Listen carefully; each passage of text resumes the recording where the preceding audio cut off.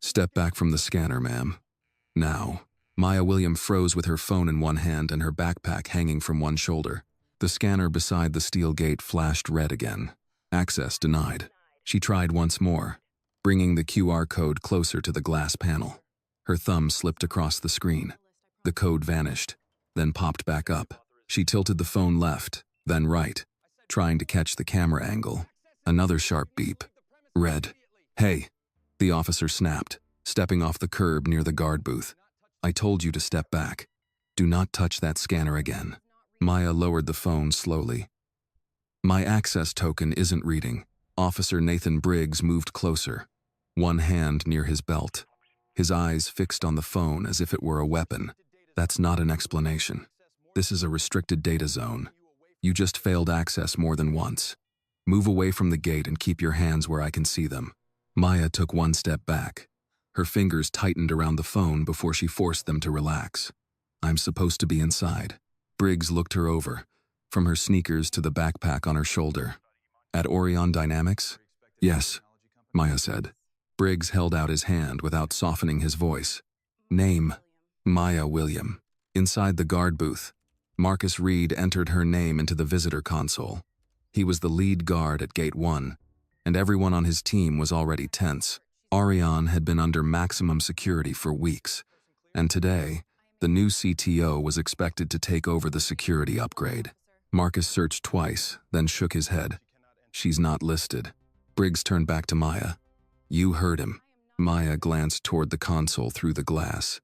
I'm not a visitor. Briggs's mouth tightened. Then where's your badge? My credential is digital, Maya said, lifting the phone slightly but not bringing it near the scanner again. It should have worked through the QR scanner. Briggs pointed at the red screen. But it didn't. No, Maya said quietly. It didn't. And instead of stepping away, Briggs said, taking another half step closer, you kept trying. Maya stayed quiet for a moment. Briggs watched her face. Her eyes moved once toward the gate, then toward the guard booth. A flicker of fear crossed her expression before she buried it. To him, that fear did not look human. It looked like guilt. ID, Briggs said. Maya reached slowly toward the side pocket of her backpack. Briggs's hand dropped closer to his belt. Slowly, Maya stopped, then moved more carefully. She pulled out her driver's license and handed it over. Briggs read the card, then looked back at her. Maya William? Detroit address? I moved recently, Maya said. To Raleigh? Briggs asked. Maya nodded. Yes. For what? For work. What kind of work? Briggs asked, keeping the license in his hand. Maya hesitated just long enough for his suspicion to sharpen. Technology. Security. Briggs gave a short laugh without humor. That's convenient. Maya took out her phone again, turning the screen toward him. I can show you the appointment email. Briggs lifted his palm. Keep the phone where I can see it. No sudden movements. Maya opened the message. The sender line showed Aureon Executive Operations, but most of the details were hidden behind a company encryption notice. The internal schedule link would not open from outside the gate. Briggs leaned in, read the screen, and frowned. That doesn't prove anything. Maya kept her voice level. It proves someone inside expected me. Briggs tapped the air near the phone. It proves you have an email with Aureon's name on it. People fake those every day. Maya's fingers tightened around the phone again. Somewhere inside that building, people were waiting for her. Somewhere below ground, the test system was already moving toward 8 o'clock, but in front of Briggs, she had no proof he was willing to accept. Briggs stepped closer, lowering his voice into something colder. Listen carefully. This is one of the top technology companies in the country. They don't let people wander through the front gate because they say they have an appointment. This facility handles protected data, federal contracts, and systems worth more than you can imagine. So either give me a real reason for being here, with real proof, or stop wasting my time. Maya held his stare. Call Executive Operations. Briggs shook his head once. I'm asking you, and I'm telling you they can verify me, Maya said. Briggs's face hardened. That sounds like a nice way to avoid answering. Maya took a slow breath. I gave you my name. Briggs lifted her license slightly, and it didn't come up. I gave you my ID, with an out-of-state address, Briggs said. I showed you the email. Half of it is locked. Briggs shot back. Maya's voice stayed calm, but there was pressure beneath it now. Because it's internal, Briggs leaned closer. Or because it's fake, the words landed cold. Marcus stepped out of the booth, leaving the door open behind him. Ethan Cole, the younger guard, stood just inside, quiet but watching. Marcus cleared his throat. Officer, with the CTO transition today, we were told to treat any access issue as high priority. Briggs nodded without looking away from Maya. Exactly. Maya heard the word and understood the mistake forming around her. They knew a CTO was coming. They just could not imagine that the CTO might arrive in a hoodie, in sneakers, from a rideshare, with a name that did not appear on their screen. Briggs lifted the radio on his shoulder. Gate 1 to control, Briggs said. Possible unauthorized access attempt at the main scanner. Black female, early 30s, no visible badge. Failed QR credential, carrying a backpack. Claims to have an appointment but cannot provide valid proof. Maya looked at the radio. The radio crackled. Copy. Is the subject cooperative? Briggs looked at Maya. She stood still, but the fear he had noticed earlier had not fully left her eyes. She had buried it under discipline, but he saw enough to make his own conclusion. Subject appears nervous and evasive, Briggs said. Ethan glanced down at the console, then back at Maya. Maya spoke softly. I'm not being evasive. I gave you everything you asked for. Briggs lowered the radio. And none of it gets you through that gate. Maya pointed lightly toward the building, careful not to move too fast. I'm asking you to call the people waiting for me. Briggs cut her off. And I'm telling you, we're done doing this at the gate. He nodded toward the security room. Maya's eyes narrowed slightly. For what? To verify your identity and take a statement, Briggs said. A statement? Maya repeated. Yes, Briggs said, stepping to her side. Who sent you? Why you're here? What you were trying to access? And what's in that backpack? Maya's jaw tightened. Officer, this can be cleared up with one call. Briggs gestured toward the door. Then you'll have no problem explaining yourself inside. Maya looked once more at the red scanner. 22. 5. 15 minutes until 0 hour. She slid her phone into her hoodie pocket and lifted both hands slightly, palms open. All right, I'll cooperate. Briggs moved beside her, not touching her yet, but close enough to guide her like she was already in custody. Marcus watched her backpack. Ethan watched her face. As Maya stepped toward the security room, the gate stayed closed behind her. The scanner kept blinking red. The security room door shut behind Maya with a soft hydraulic hiss.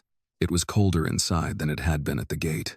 The room smelled faintly of old coffee, floor cleaner, and warm electronics. 6 camera feeds glowed on the wall. A radio sat beside a half-finished donut. A visitor log lay open on the desk, its pen resting across the page like someone had stopped writing in the middle of a thought. Officer Briggs pointed to a metal chair near the center table. Sit. Maya looked at the chair, then at him. Am I being detained? Briggs did not answer right away. He placed her driver's license on the table but kept it under 2 fingers. You're being questioned.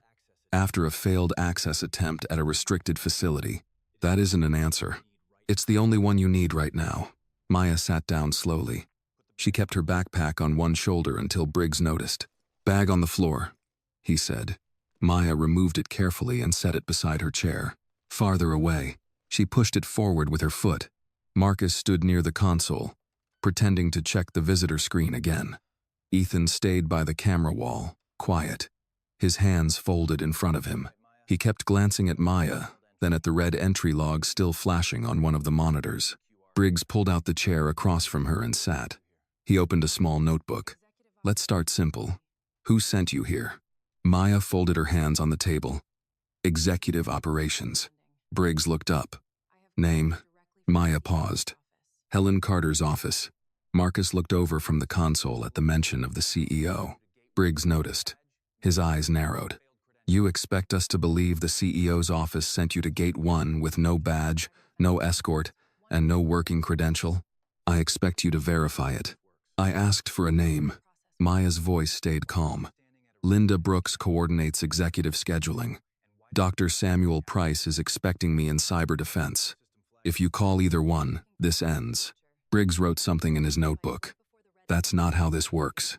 Maya tilted her head slightly. How does it work? He set the pen down. You give me a straight answer. You explain why you were outside a restricted scanner, why your access failed, and why you kept trying after the system denied you. I already told you. My token failed, and I told you that's not enough. Maya looked at the wall behind him. On the largest screen, the north gate camera showed the outside road at a slight angle.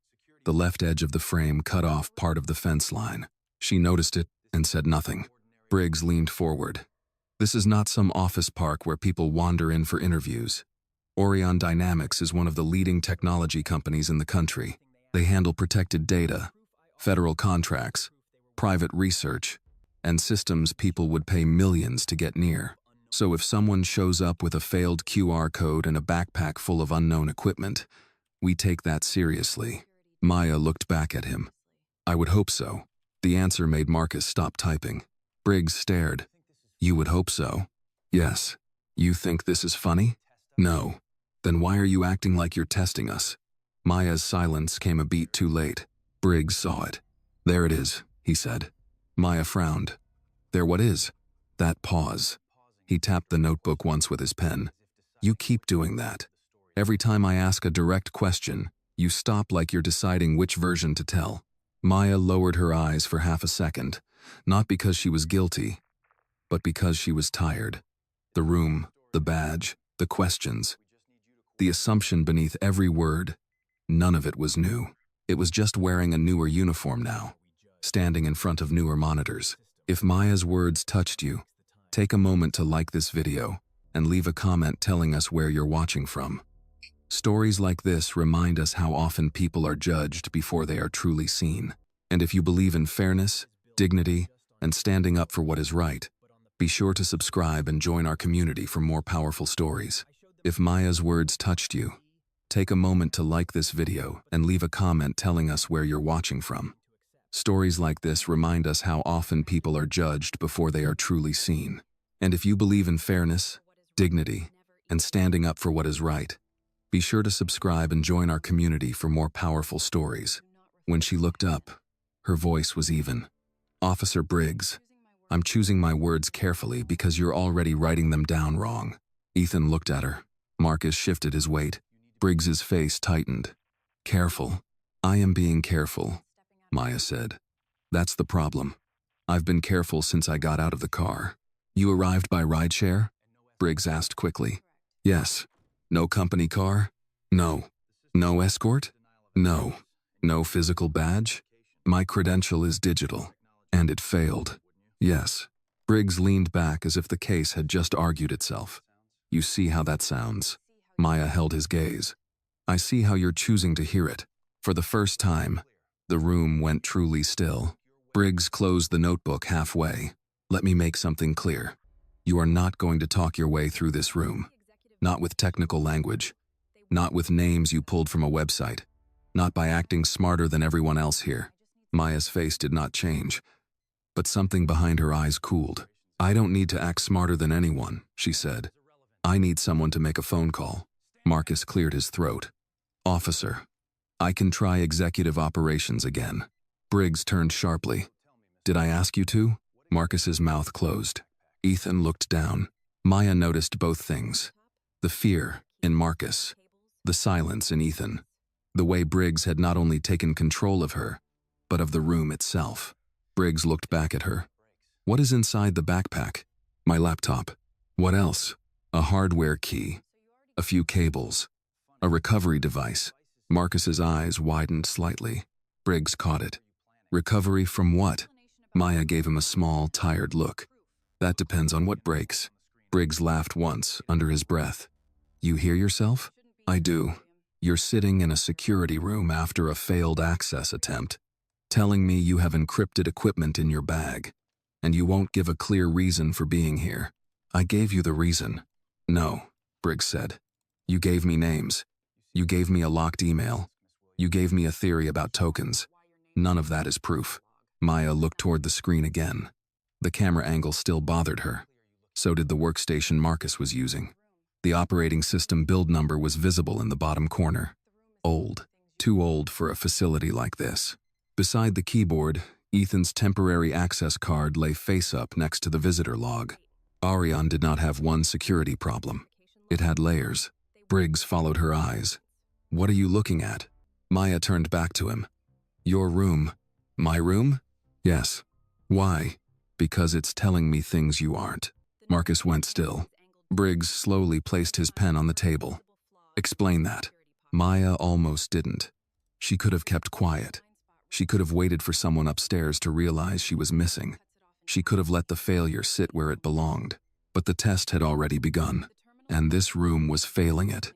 She nodded toward the camera wall. "Your north gate camera is angled too high. There's a blind spot along the left fence line." Marcus looked at the screen before he could stop himself. Maya continued, her voice calm. "The terminal Marcus is using is running a build that should have been patched months ago. The version number is visible from this chair, which means anyone sitting here can identify the weakness without touching the keyboard." Ethan's eyes moved to the corner of the monitor. Briggs stood. "Stop." Maya looked at the visitor desk. "That temporary access card should not be next to the sign-in log." Ethan quickly grabbed the card. Maya glanced beneath the table. "And there's an open network port under this desk. If I were here to break in, Officer Briggs, I wouldn't need the front gate." Silence took the room. Briggs looked at her differently now, not with doubt, with alarm. Marcus whispered, "How did you see all that?" Maya didn't look away from Briggs. "Because it's visible." Briggs stepped around the table. "Or because you studied this place before you came." Maya's expression remained steady. "You asked why I'm here. I'm answering." "No," Briggs said. "You're showing me exactly why you're dangerous." Ethan opened his mouth, then shut it. Briggs pointed to the backpack on the floor. "Nobody touches that bag except me." "Marcus, lock the outer door." "Ethan, pull up every failed access attempt from the last hour." Marcus hesitated. "Officer." "Now." Marcus moved to the door panel and locked it. The soft click sounded louder than it should have. Maya looked at the clock above the monitor. 7:25 in 8 mines. 9 minutes until 0 hour. Briggs stood over her now, his shadow falling across the table. "We're gonna do this again. Who sent you here?" Maya looked up at him. "The same people who are going to ask why you locked their new CTO in a security room." Briggs's jaw tightened. For 1 second, the words seemed to reach him. Then, suspicion took them back. He leaned down, voice low. "Lady, if that's the story you're going with, you'd better hope you can prove it." Maya's eyes moved once to the red alert log on the monitor, then back to his face. "I already tried," she said. "You didn't want proof. You wanted permission to be right." Maya did not raise her voice. That was what unsettled Briggs most. She sat in the metal chair with her hands folded on the table, her backpack locked away from her foot, her license still under his fingers, and she looked less like a frightened trespasser than a woman waiting for a bad decision to finish revealing itself. Briggs straightened. "You've got a smart mouth for someone in your position." Maya looked at the locked door, then back at him. "And what position is that?" "The position of someone who tried to access a secure facility and can't prove she belongs here."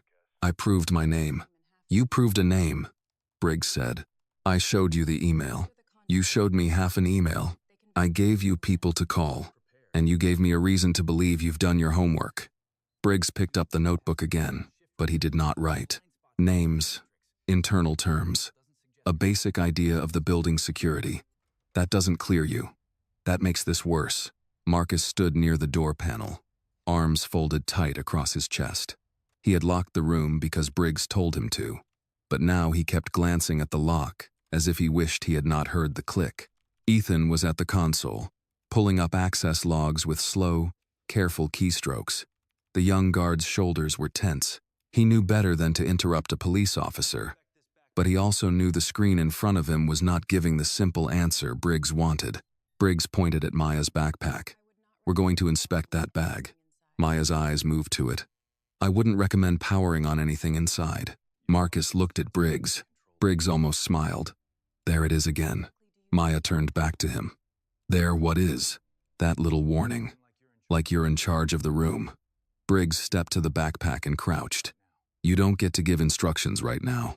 I'm giving you information, Maya said. What you do with it is on you. Briggs unzipped the bag. Inside was a compact black laptop, a hard-shell case the size of a wallet, 2 braided cables, a small notebook, and a matte silver device with no logo. Everything was packed neatly, almost too neatly. Marcus leaned closer. What is that? Maya answered before Briggs could. A recovery kit. Briggs lifted the silver device between 2 fingers. Recovery from what? That depends on what fails. He looked at Marcus. You hear this? Marcus did not answer. Briggs placed the device on the table with unnecessary force. Looks like intrusion equipment to me. To someone who doesn't know what recovery looks like. Maybe, Maya said. Briggs's head turned slowly toward her. The room seemed to shrink around the words. Ethan stopped typing. Maya knew she had pushed too far.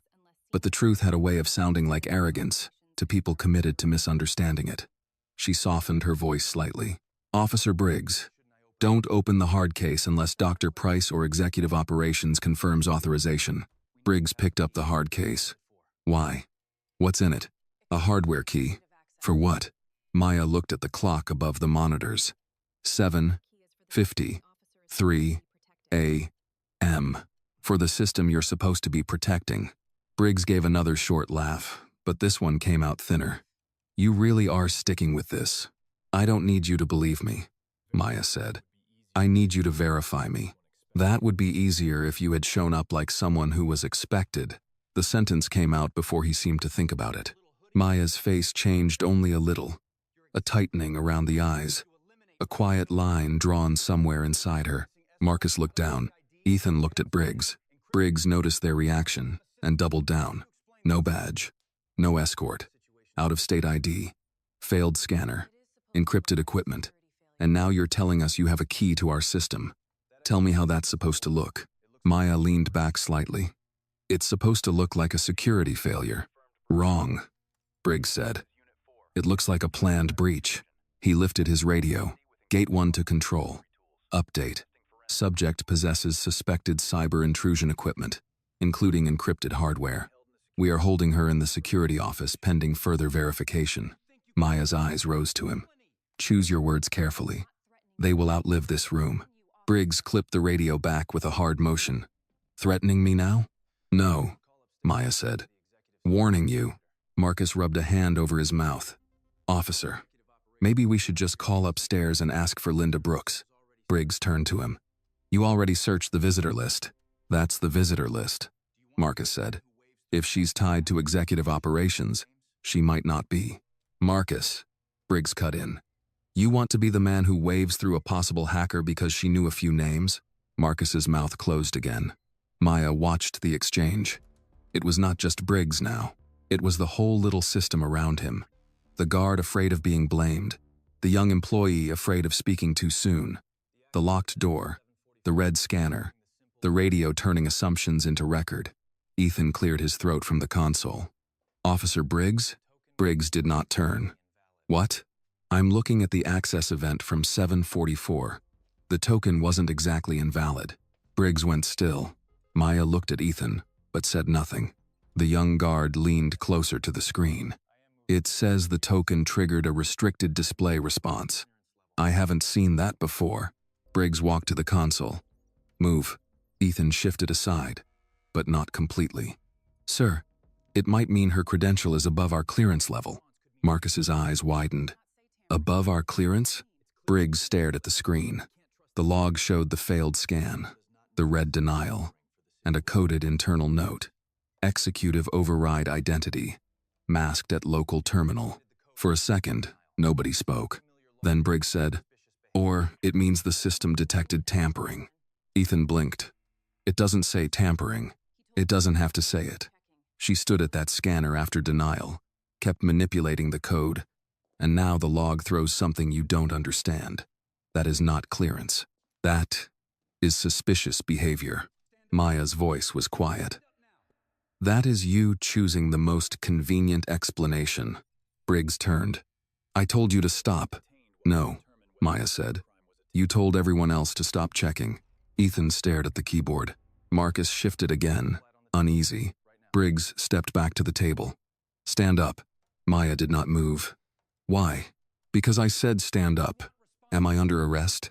You are being detained while we determine whether a cybercrime has been attempted. Maya stood slowly, her chair scraping softly against the floor. Briggs gestured toward the wall. Hands on the table. Marcus looked at him sharply. Officer, Briggs snapped. Do you want responsibility for this breach if she's dirty? The word hung there. Dirty. Not confirmed. Not charged. Not proven. Dirty. Maya placed her hands on the table. The surface was cold under her palms. For one brief second, she felt the weight of every room where she had been asked to prove herself twice, then thanked half as much. She thought of her father at the kitchen table in Detroit, teaching her to rebuild a router with a butter knife and patience. She thought of his voice. A system never lies, Maya. People do. So, when people panic, read the system. She looked down. Under the table, half hidden by a cable tray, was an open Ethernet port, uncovered, active light blinking. Maya almost laughed. Not because it was funny, because it was tragic. Briggs patted the outside of her hoodie pockets. Phone, right pocket, Maya said. He removed it and set it on the far side of the table. Any weapons? No. Any other devices? In the bag you opened. He ignored that. Ethan was still at the console, reading. Officer Briggs. The token response is tied to something called Hidden Identity Protocol. Briggs glared at him. Step away from that terminal. But sir. Now. Ethan stepped back, face tight. Maya looked over her shoulder at him. You did the right thing, checking. Briggs moved closer. Don't talk to my staff. They're not your staff. In this room, they follow my lead. Maya turned her head enough to meet his eyes. That may be the problem. Briggs's expression hardened. For a moment, Maya thought he might reach for the cuffs. Instead, he stepped back and pointed at the chair. Sit down. Maya sat. Briggs picked up the silver device again. I'm going to ask you one more time. Who gave you this equipment? Maya looked at the clock. 23 a.m. 5 minutes. She could feel the morning narrowing toward the point she had built into the system. The simulation would not care about Briggs's pride. It would not care about Marcus's fear or Ethan's hesitation. At 8 o'clock, the building would do exactly what she had designed it to do. I did, she said. Briggs frowned. You gave it to yourself? I assembled the recovery kit. For Aureon? Yes. In what capacity? Maya held his gaze. The capacity you refuse to verify. Briggs leaned forward, both hands on the table. This is your last chance to stop being clever. Maya's voice dropped lower, not louder. Officer, if I wanted to breach this facility, I would not have stood in front of your worst scanner waiting for permission. Marcus looked at the scanner monitor. Ethan swallowed. Briggs's nostrils flared. What did you just say? Maya nodded toward the camera feeds. Your Gate 1 scanner has a local display fault. Your north camera has a blind spot. Your terminal is behind on patches. Your access cards are being left in plain sight. There's an active Ethernet port under this table, and your best evidence against me is that I noticed. Briggs stared at her. Maya continued. Each word measured. I'm not playing games with you. I'm not trying to talk my way into the building. I'm auditing the room you locked me in. The sentence hit harder than a shout. Marcus looked at the floor. Ethan looked at the log again, as if the screen might finally give him permission to say what he already suspected. Briggs picked up his notebook, closed it, and placed it in his pocket. His voice was flat now. No, you're a suspect who knows too much. Maya looked at him with something almost like pity. No, she said. I'm the person who was sent here because this place doesn't know enough. The radio crackled before Briggs could answer. Gate 1, Executive Operations is asking for status on the incoming CTO. Repeat. Do you have eyes on Miss William? The room froze. Marcus slowly looked at Maya. Ethan stopped breathing for half a second. Briggs reached for the radio. Eyes locked on her. Maya did not smile. She did not gloat. She only looked at the clock. 7:56 a.m. 4 minutes until the building learned the truth the hard way. Briggs held the radio close to his mouth but did not answer right away. For the first time since Maya had stepped through the gate, hesitation crossed his face. It was small, almost invisible, but Maya saw it. Marcus saw it too. Ethan definitely saw it. The radio crackled again. Gate 1. Executive Operations is requesting confirmation. Do you have eyes on Miss William? Briggs pressed the button. Control. This is Officer Briggs. We have a female subject in security claiming to be Maya William. Maya's eyes did not move from his face. There it was again. Claiming. The voice on the radio paused. Executive Operations says Miss William is expected for the CTO transition. Briggs looked toward the closed backpack, then at the silver recovery device on the table. Copy. Be advised. Subject failed QR authentication and was found with encrypted hardware. We are not clearing her until identity and equipment are verified. Maya leaned back slightly in the chair. You just got the verification you asked for. Briggs clipped the radio back onto his shoulder. No. I got confirmation that someone by your name is expected. That does not prove you are that person. Ethan shifted at the console. Officer. Her driver's license matches the name. Briggs turned his head just enough to silence him. A driver's license doesn't grant access to a restricted data zone. Maya looked at Ethan. He lowered his eyes, but not before she saw the frustration there. Marcus rubbed his forehead. Maybe Linda Brooks can come down. Briggs shook his head. Nobody comes down until we know what we're dealing with. What you're dealing with, Maya said, her voice quiet, is a delay your system cannot afford. Briggs walked back to the table and picked up her phone. Unlock it. Maya's gaze sharpened.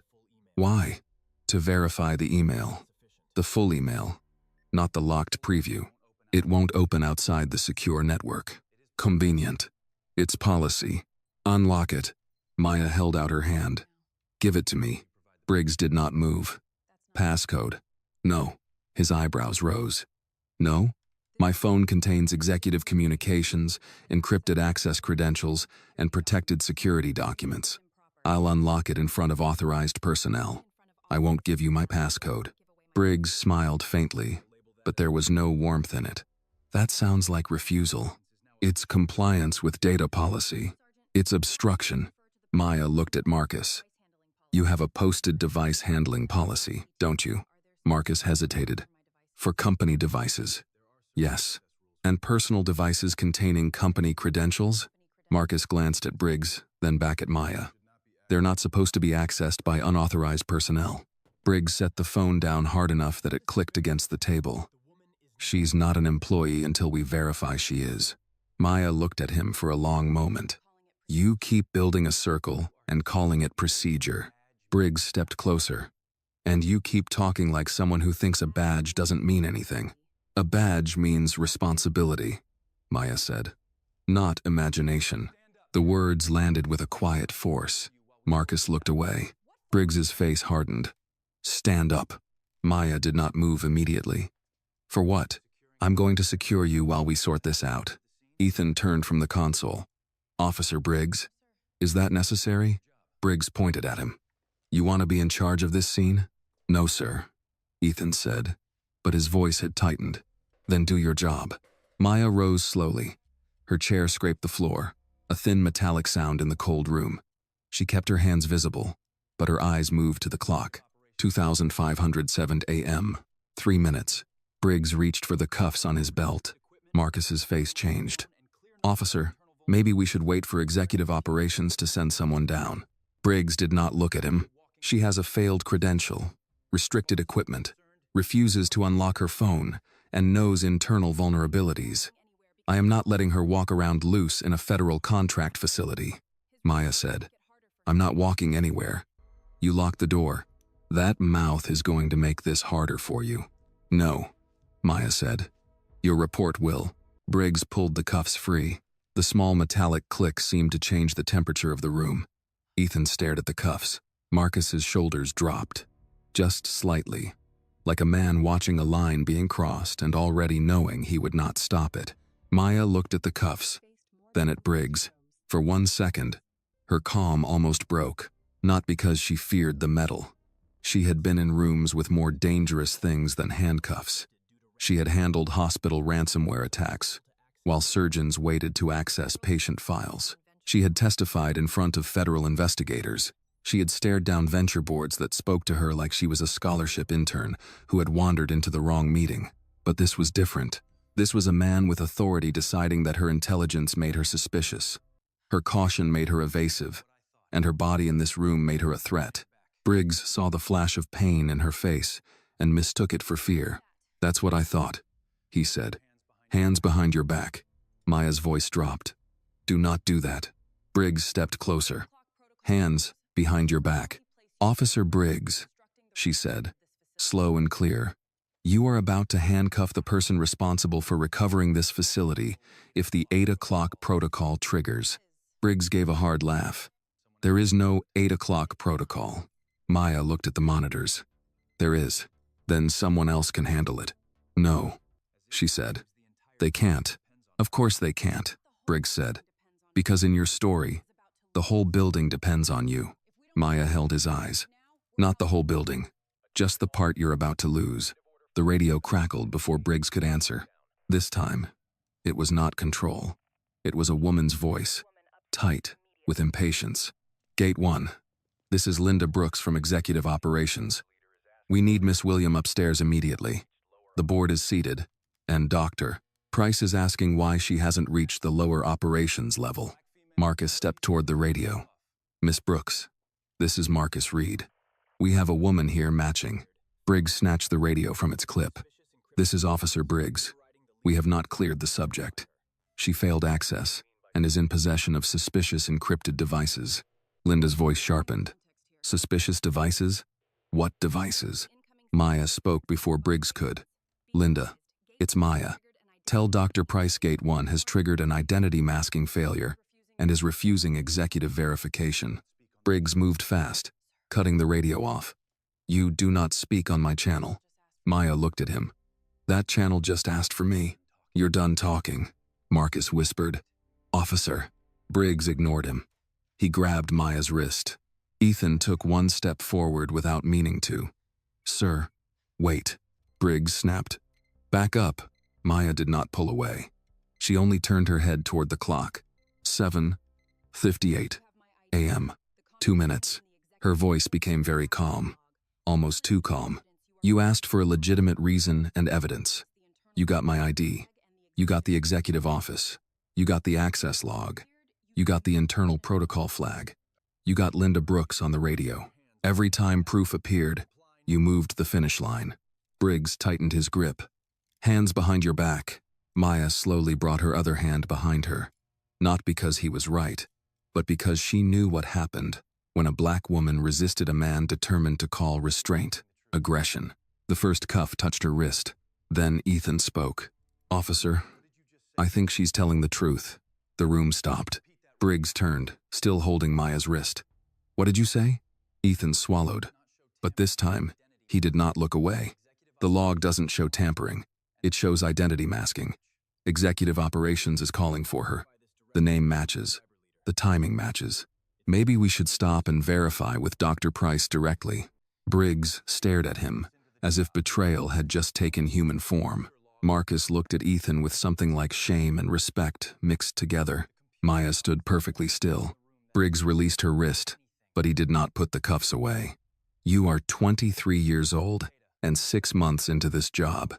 Don't confuse a computer log with judgment." Ethan's face flushed. "No, sir. I'm saying the computer log is the only thing in this room that hasn't assumed anything." That sentence hit the room like a slammed door. Briggs moved toward him. "Step away from the terminal." Ethan stepped back, but his voice stayed low. "Yes, sir." Maya looked at the young guard. "You did what security is supposed to do." Briggs turned on her. "Sit down." Maya did not sit. She looked at the clock again. 2,500 a.m. The minute changed, without mercy. Briggs followed her gaze and then looked back at her. "What happens at 8?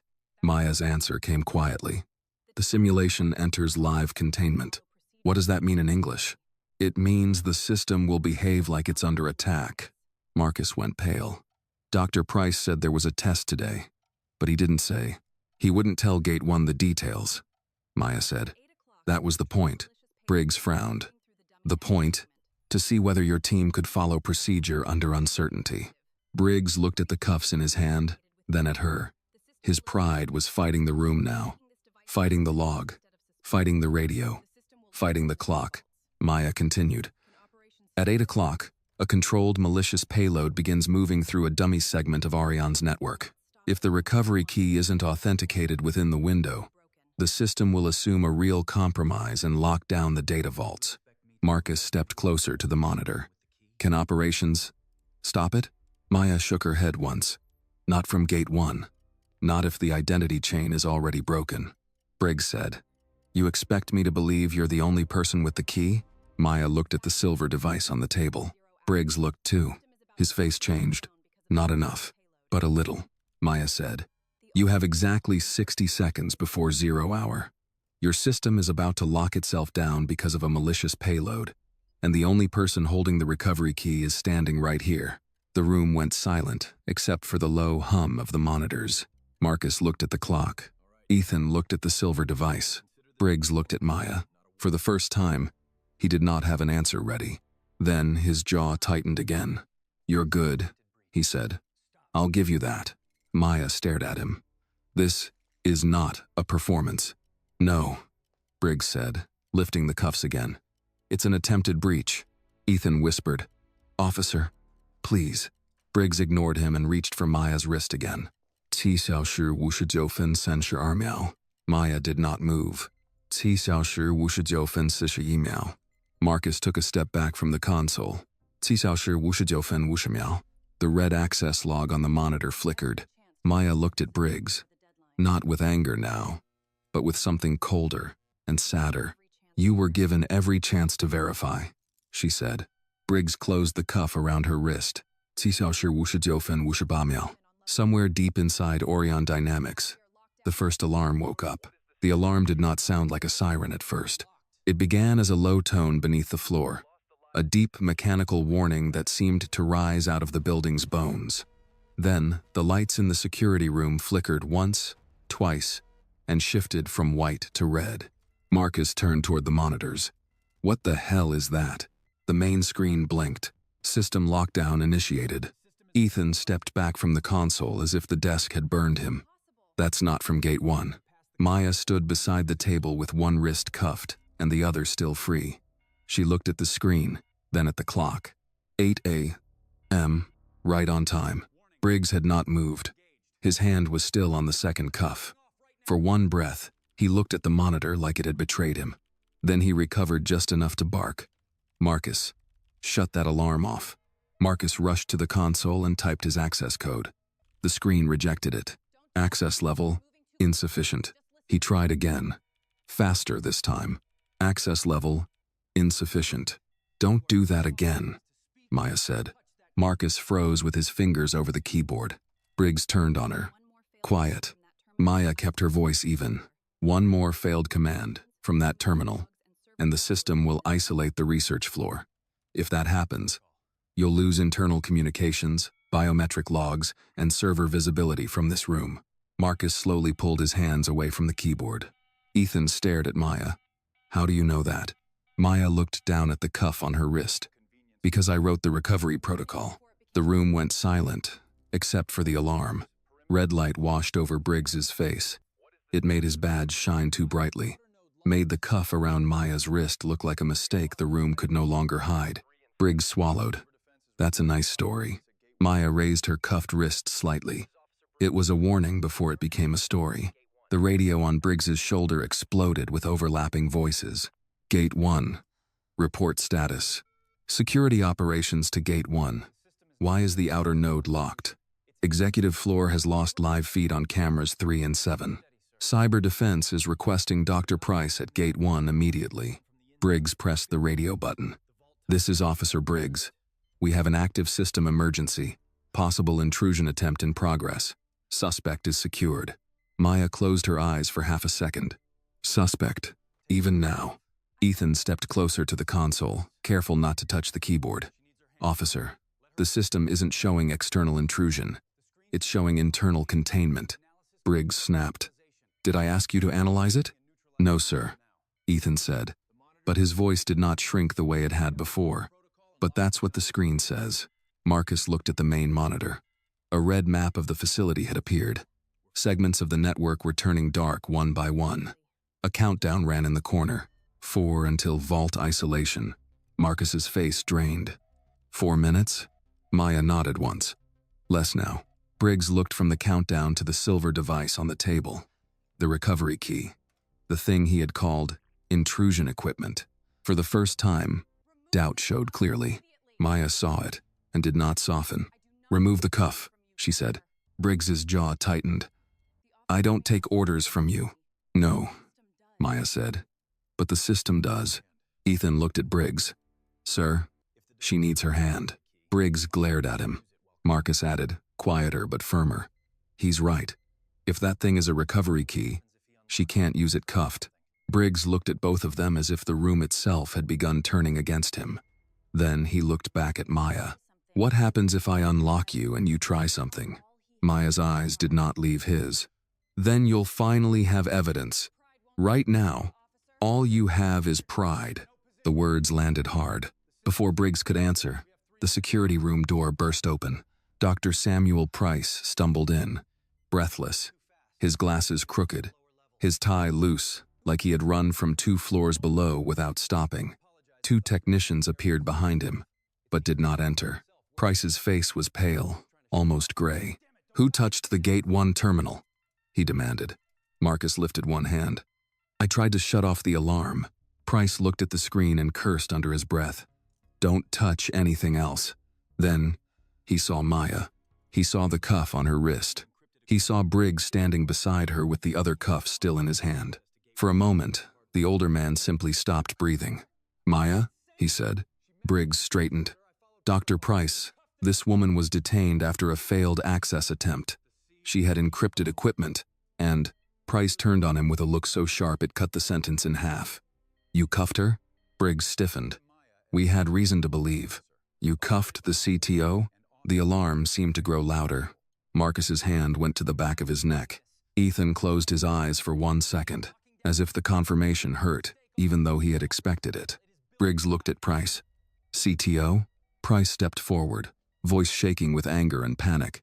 Maya William, Chief Technology Officer, appointed by the board, authorized at executive root level, designer of the simulation that is currently locking down half this building because the recovery chain was interrupted at this gate. Maya did not move. She only looked at Briggs. Price turned to her, his entire posture changing. The urgency remained, but the authority shifted. He was no longer looking at a detained woman. He was looking at the one person who could save them. Madam CTO, Price said, and there was no performance in it, only fear and respect. The system entered the test attack exactly as you designed it. We need you to take command. Briggs's face went blank. Maya lifted her cuffed wrist again. Then I suggest someone unlock the recovery key holder. Price looked at Briggs. Now. Briggs moved like his body had become heavier. He reached for the cuff key, missed the slot once, then got it open. The metal released with a small click.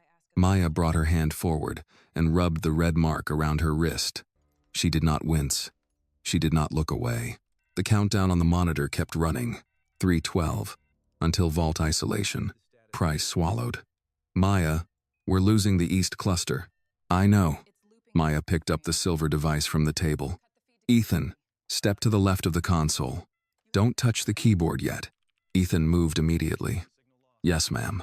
Marcus, Maya said, opening the hard case. Unplug the visitor tablet from the dock. It's sharing power with the wrong port. Marcus blinked, then obeyed. Price looked at her. What do you need from me? Your admin card and silence, unless I ask a question. Price took the card from around his neck and handed it over. Briggs stood there, useless now, the cuffs hanging from one hand like an accusation. Maya opened her laptop. The screen lit across her face. Red light from the room met blue light from the machine. Her fingers moved fast, but her voice stayed calm. Ethan, read me the status on camera 3. Ethan leaned toward the monitor. Looping corrupted frames. Kill the feed. He hesitated. I don't have clearance. Maya inserted the hardware key. You do now. Try it. Ethan typed. Camera 3 went black. Maya nodded. Good. Camera 7 next. Marcus watched her like a man watching a bridge hold during a flood. Price's phone kept buzzing in his pocket. He ignored it. Briggs finally spoke, his voice low. I didn't know. Maya did not look at him. You were given chances to know. The words were quiet, but they struck harder than the alarm. Briggs said nothing else. The countdown hit 2 minutes. Maya leaned closer to the laptop, entered a command, then another. The red facility map flickered. One dark segment turned amber. Ethan whispered, It's responding.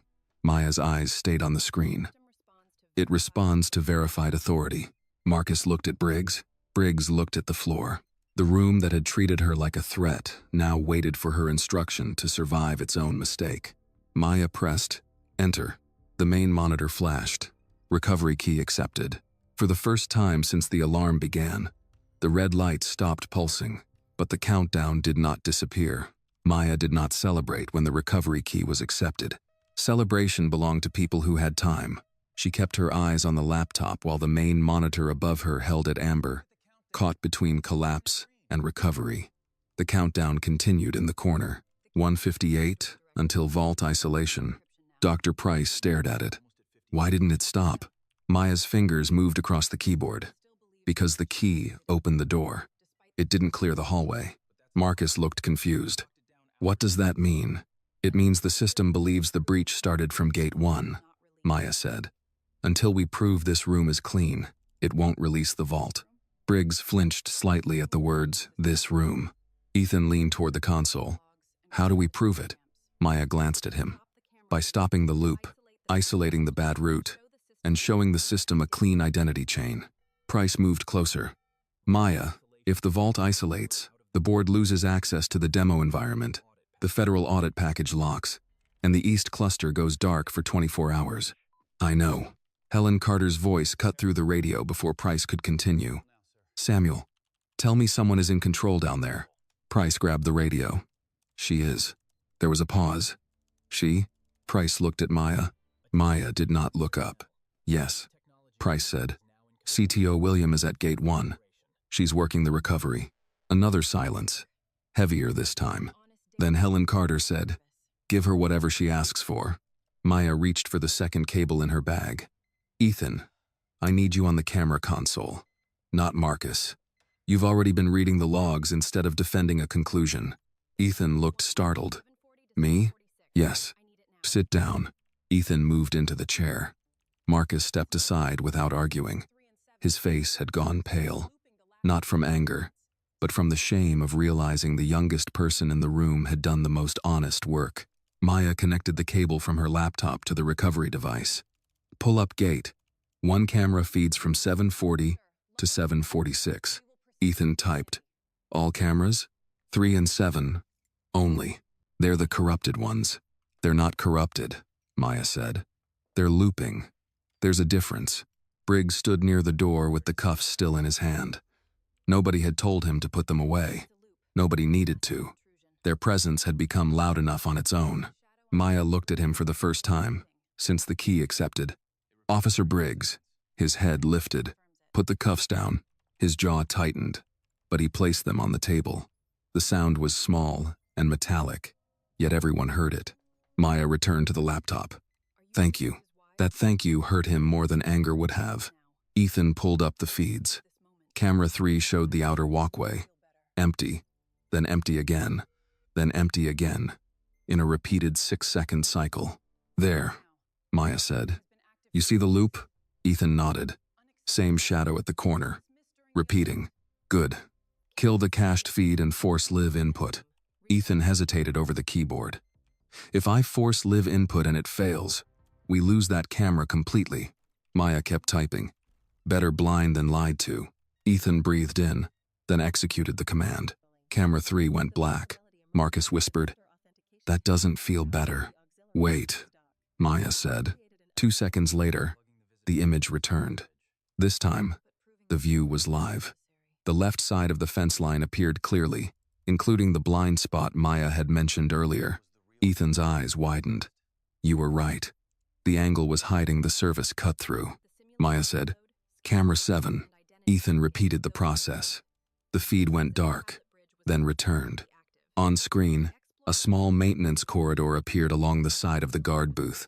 Price leaned closer. That corridor shouldn't be accessible from the visitor network. It isn't, Maya said.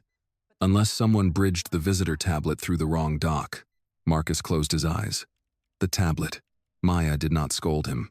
You unplugged it. That stopped the bridge. Now we prove it. The countdown hit 111.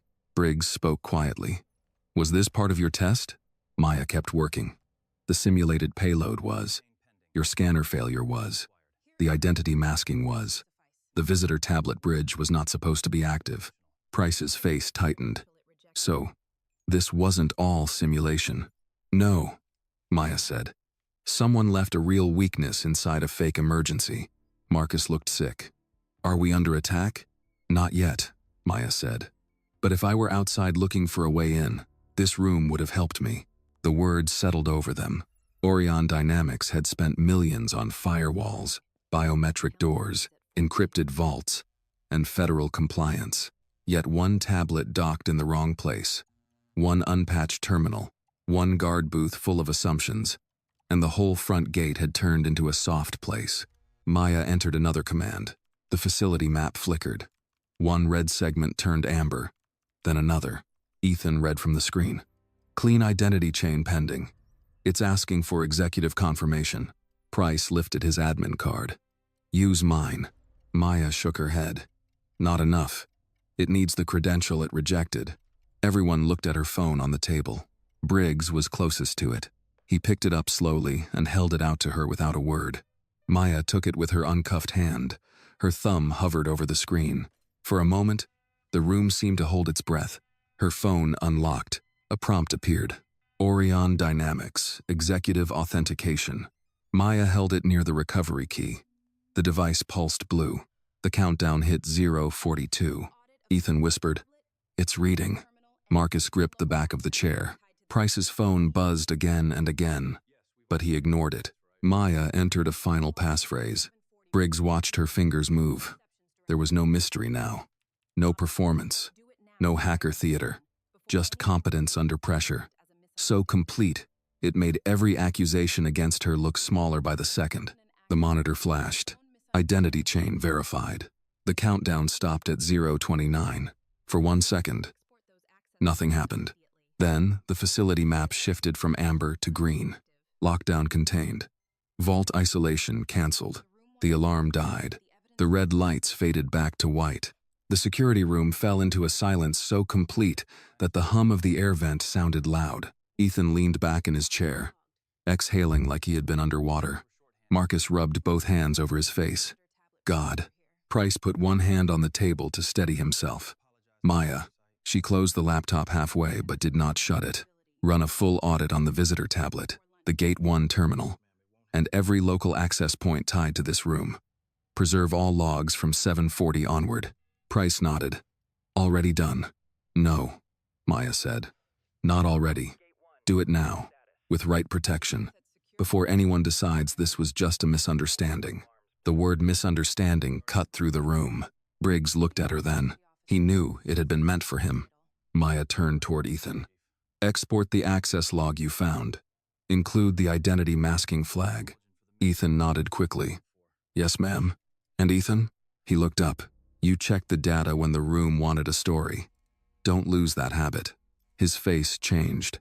Not pride exactly. Something quieter. Relief. Yes, ma'am, he said. Maya looked at Marcus next. The older guard could barely meet her eyes. Marcus, who owns the visitor tablet procedure. He swallowed. I do. Then fix it before lunch. Yes, ma'am. Finally, Maya faced Briggs. He stood straighter, but there was no authority left in the posture. His badge was still there. His uniform was still pressed. His radio still crackled now and then with voices asking what had happened. But the room had shifted, and everyone in it knew who had led them out. Briggs cleared his throat. Miss William. Maya corrected him softly. CTO William. His face tightened with the smallest flicker of embarrassment. CTO William. I apologize. Maya looked at him for a long moment. She could have made him smaller. The room would have let her. Price would not have stopped her. Marcus would not have defended him. Ethan would have remembered every word. But humiliation had never been justice to Maya. Accountability was. You did one thing right, she said. Briggs blinked, surprised. You took a failed access attempt seriously. In a place like this, that matters. He nodded once, cautiously. Everything after that, Maya continued, is where you failed. The room stayed still. Briggs said nothing. Maya stepped closer. Not enough to threaten him. Only enough that he could not pretend she was speaking to the room instead of him. You looked at my clothes, my age, my skin, my ride, and my failed QR code, and you decided what I was before you finished finding out who I was. Briggs's eyes lowered. Maya's voice did not rise. That is not security. That is bias wearing a badge. Marcus looked down at the floor. Ethan stared at the monitor. Price closed his eyes briefly, as if the sentence confirmed something he had feared about the company long before that morning. Briggs nodded once. Barely. Yes, ma'am. No, Maya said. Not, ma'am, because you got caught. Mean it when the next person fails a scanner. The radio crackled again. Gate 1. CEO Carter is on her way down. Maya picked up her backpack and slid the laptop inside. Price looked alarmed. Maya, you should take a few minutes. The board can wait. Maya zipped the bag. They already did. She glanced at the clock. 8282 m. 8 minutes late. A red mark circled her wrist where the cuff had been. She pulled her sleeve down over it. Not to hide it, but because she refused to let that mark be the first thing the board saw. Then she turned toward the door. Unlock it, Marcus. Marcus moved fast to the panel. The door released. Maya stepped through first. This time, no one guided her like she was in custody. This time, every man in the room watched her leave like she was the only reason the building was still standing. Maya stepped out of the security room and into the corridor like a woman walking out of a fire without looking back at the flames. Dr. Samuel Price hurried beside her, still breathing hard. One hand pressed to the badge hanging from his neck as if checking whether it was still there. Behind them, Marcus stayed in the security room to preserve the logs. Ethan remained at the console, already exporting the access record Maya had ordered him to save. Officer Briggs followed several steps behind. Quiet now. The kind of quiet that came after a man realized the room no longer believed his version of events. The hallway outside Gate 1 was lined with glass panels and pale gray walls. The red emergency lights had stopped flashing, but the building still seemed to hold the memory of them. A few employees stood near the elevator bank, whispering. One older engineer in a brown sport coat held a paper cup of coffee halfway to his mouth and forgot to drink. A woman from compliance looked at Maya's hoodie, her backpack, then her face, and quickly looked away when Maya's eyes met hers. Price pressed the elevator button twice, even though it had already lit up. Maya glanced at him. Pushing it harder won't make it arrive faster. He gave a breathless, embarrassed laugh. Sorry. Old habit. No, Maya said. Panic habit. Price looked at her, then nodded. Fair. For a moment, neither of them spoke. Then he lowered his voice. Maya, I should have been at the gate. You were where the test placed you. I knew Gate 1 didn't have the full profile. I knew identity masking could confuse them. It was supposed to confuse them, Maya said. Price swallowed. Not like that. Maya looked down at her sleeve. The fabric covered the red mark around her wrist, but she could still feel it. Skin remembered what cloth tried to hide. No, she said. Not like that. The elevator arrived with a soft chime. The doors opened, and Helen Carter stepped out before Maya could step in. The CEO of Aureon Dynamics was in her late 50s, tall, silver-haired, wearing a navy suit, and the kind of calm that did not come from a lack of anger, but from long practice controlling it. Linda Brooks stood behind her, clutching a tablet to her chest. Two board members hovered farther back, trying to look concerned without looking responsible. Helen's eyes went straight to Maya's face, then to her covered wrist, then to Briggs at the end of the hall. When she spoke, her voice was controlled. CTO William. That title changed the hallway. Employees who had been whispering stopped. The compliance woman lifted her head. The older engineer lowered his coffee. Briggs looked down. Maya nodded once. "Miss Carter." Helen stepped closer. "Are you hurt?" "No." Helen looked at her wrist again. Maya did not move her sleeve. Helen understood the answer underneath the answer. "Do you need time before we go upstairs?" Price said quickly.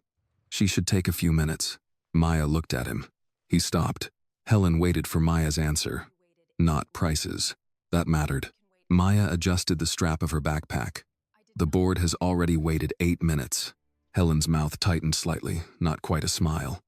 "They can wait 8 more. I didn't come here to recover." "No," Helen said. "But you are allowed to." Maya looked through the glass wall, toward the closed gate at the end of the corridor. The scanner was no longer red. It had gone dark, reset by her recovery command. A few minutes earlier, that light had told the men at Gate 1 everything they wanted to believe. Now it told them nothing.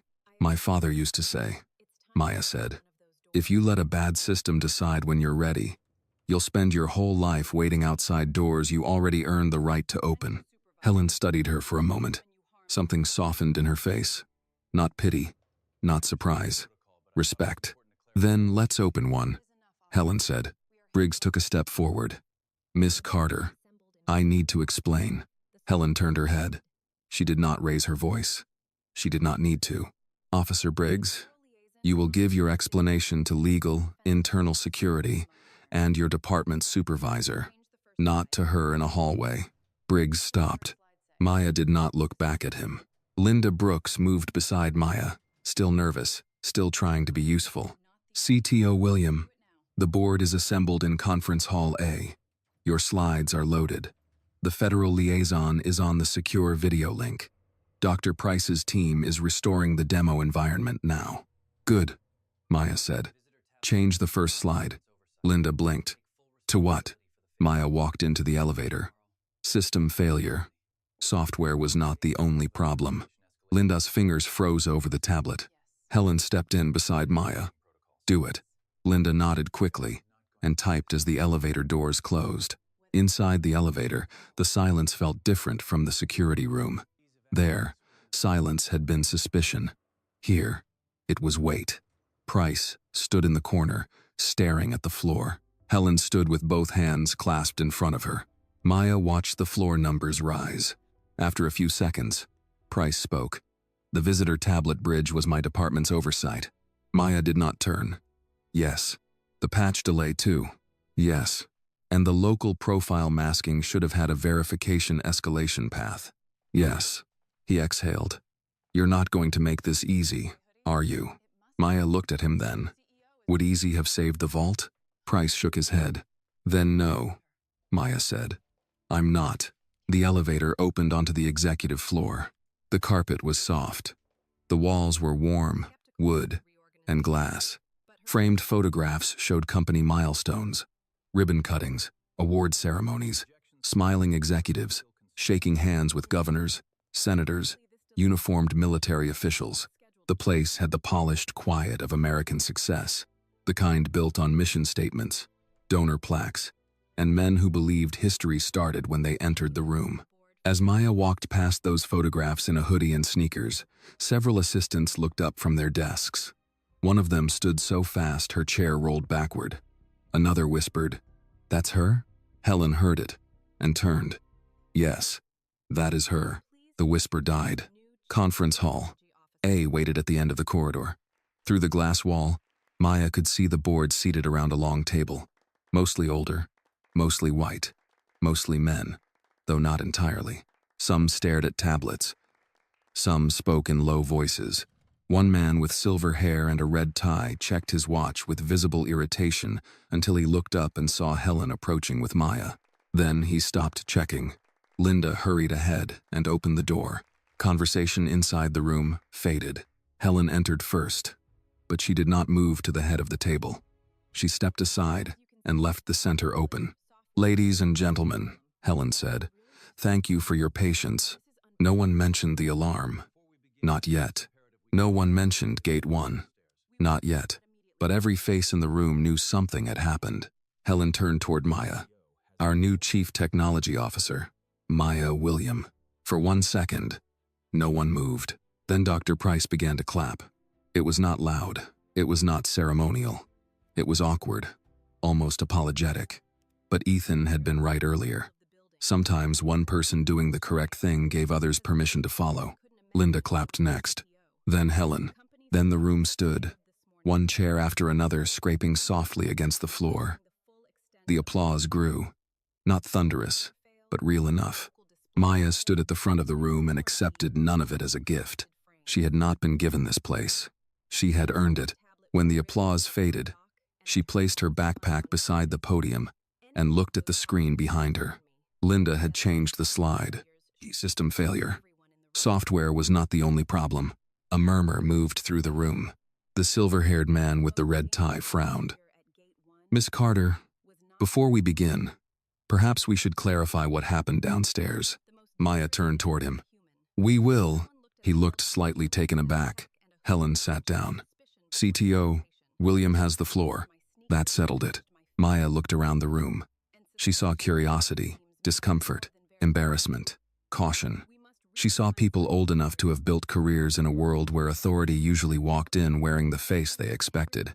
She saw people who had paid for the best technology money could buy and had still nearly lost control of their own building because no one at the gate could imagine the young black woman in sneakers was the person they were waiting for. She rested both hands lightly on the podium. "This morning," she began, "your system failed. No one moved." Maya continued, her voice steady and clear. "A scanner failed. A local display failed. A camera feed looped corrupted frames. A visitor tablet was bridged through the wrong dock. A terminal was behind on patches. Any one of those would concern me. Together, they should concern every person in this room." Price looked down at his notes. Maya let the silence hold for one beat. But the most dangerous failure at Gate 1 was not technical. The room seemed to tighten. Maya looked at the board, then at Helen, then back to the room. The most dangerous failure was human. Someone looked at a failed credential, a backpack, a hoodie, sneakers, and my face, and decided suspicion mattered more than verification. No one spoke. The red mark on her wrist pulsed beneath her sleeve. Maya did not show it. "Not yet. Cybersecurity," she said, "is not only about keeping threats out. It is about knowing the difference between a threat and someone who does not look the way you expected authority to look." The older man in the red tie lowered his eyes. Helen Carter did not. Maya reached down, opened her backpack, and placed the silver recovery key on the podium. "This saved your vault," she said. 10 minutes ago it was called suspicious equipment. The room stayed silent. Maya looked over all of them, and for the first time that morning, she allowed the full weight of her disappointment to enter her voice. "You hired me to secure Aureon Dynamics. I can patch your software. I can redesign your access chain. I can harden your network. But if the people operating the system keep mistaking bias for instinct, then your greatest vulnerability will still be standing at the gate, wearing a uniform, holding a clipboard, or sitting in this very room." Nobody clapped that time. They listened, and Maya knew that was better. For a long moment, the conference room remained silent. Not polite, silent. Not the kind of silence executives used when waiting for the next slide. This was heavier, uncomfortable, human. The kind that made people shift in leather chairs and suddenly notice where their hands were resting. Maya let it stay. She had learned early that some truths needed space after they were spoken. If you rushed to soften them, people treated them like inconvenience. If you let them sit, they started to work. Helen Carter leaned back in her chair and studied the room. "Before anyone asks for an action plan, I want everyone here to understand what happened downstairs." The silver-haired board member in the red tie cleared his throat. "Helen, with respect, we understand there was a security confusion at the gate. I don't think anyone here is suggesting." Maya turned toward him. It was not confusion. His mouth closed. Helen's eyes stayed on him. "Let her finish, Martin." Martin Caldwell, retired investment banker and longtime board member, pressed his lips together. He was not used to being corrected in rooms where his name was on donor walls and annual reports. Maya placed both hands on the podium. "Confusion is when the system does not know what to do. Gate 1 knew exactly what to do. Verify. Escalate through executive operations. Preserve the log. Follow the chain. What happened instead was assumption dressed up as procedure. Dr. Price nodded once, slowly, as if each word cost him something. Martin looked down at the silver recovery key on the podium. And yet, to be fair, you designed a test that was meant to create uncertainty. Yes, Maya said. Uncertainty, not humiliation. Linda Brooks, standing near the wall with her tablet pressed against her ribs, lowered her eyes. Maya noticed. Linda, you called Gate 1? Linda looked startled. Yes, and identified that executive operations was waiting for me? Yes, ma'am. What happened after that? Linda swallowed. Officer Briggs said you had not been cleared. Did he ask you to send someone down with authority? No. Did he ask for Dr. Price? No. Did he accept that I spoke on the radio? Linda hesitated, then shook her head. No. He cut the channel. A murmur passed through the room. Maya looked back at the board. That is not uncertainty. That is refusal. Helen folded her hands on the table. What do you recommend?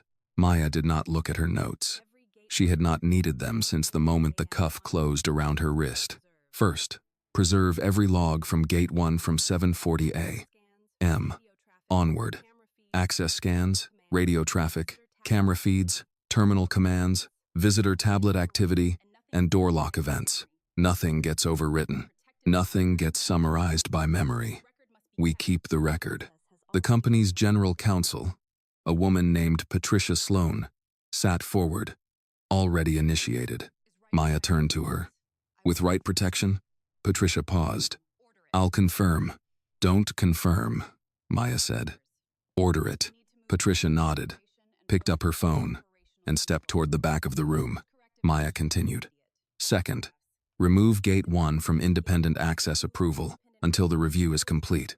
No one at that post clears or detains without a second-level verification path. Martin frowned. That may slow entry. It should, Maya said. Speed is not security if it accelerates the wrong decision. Helen's expression did not change, but approval moved through her eyes. Third, Maya said, all identity masking protocols need escalation labels visible to local terminals. Not the protected identity, but the correct action. If a profile is above local clearance, the screen should not simply flash red.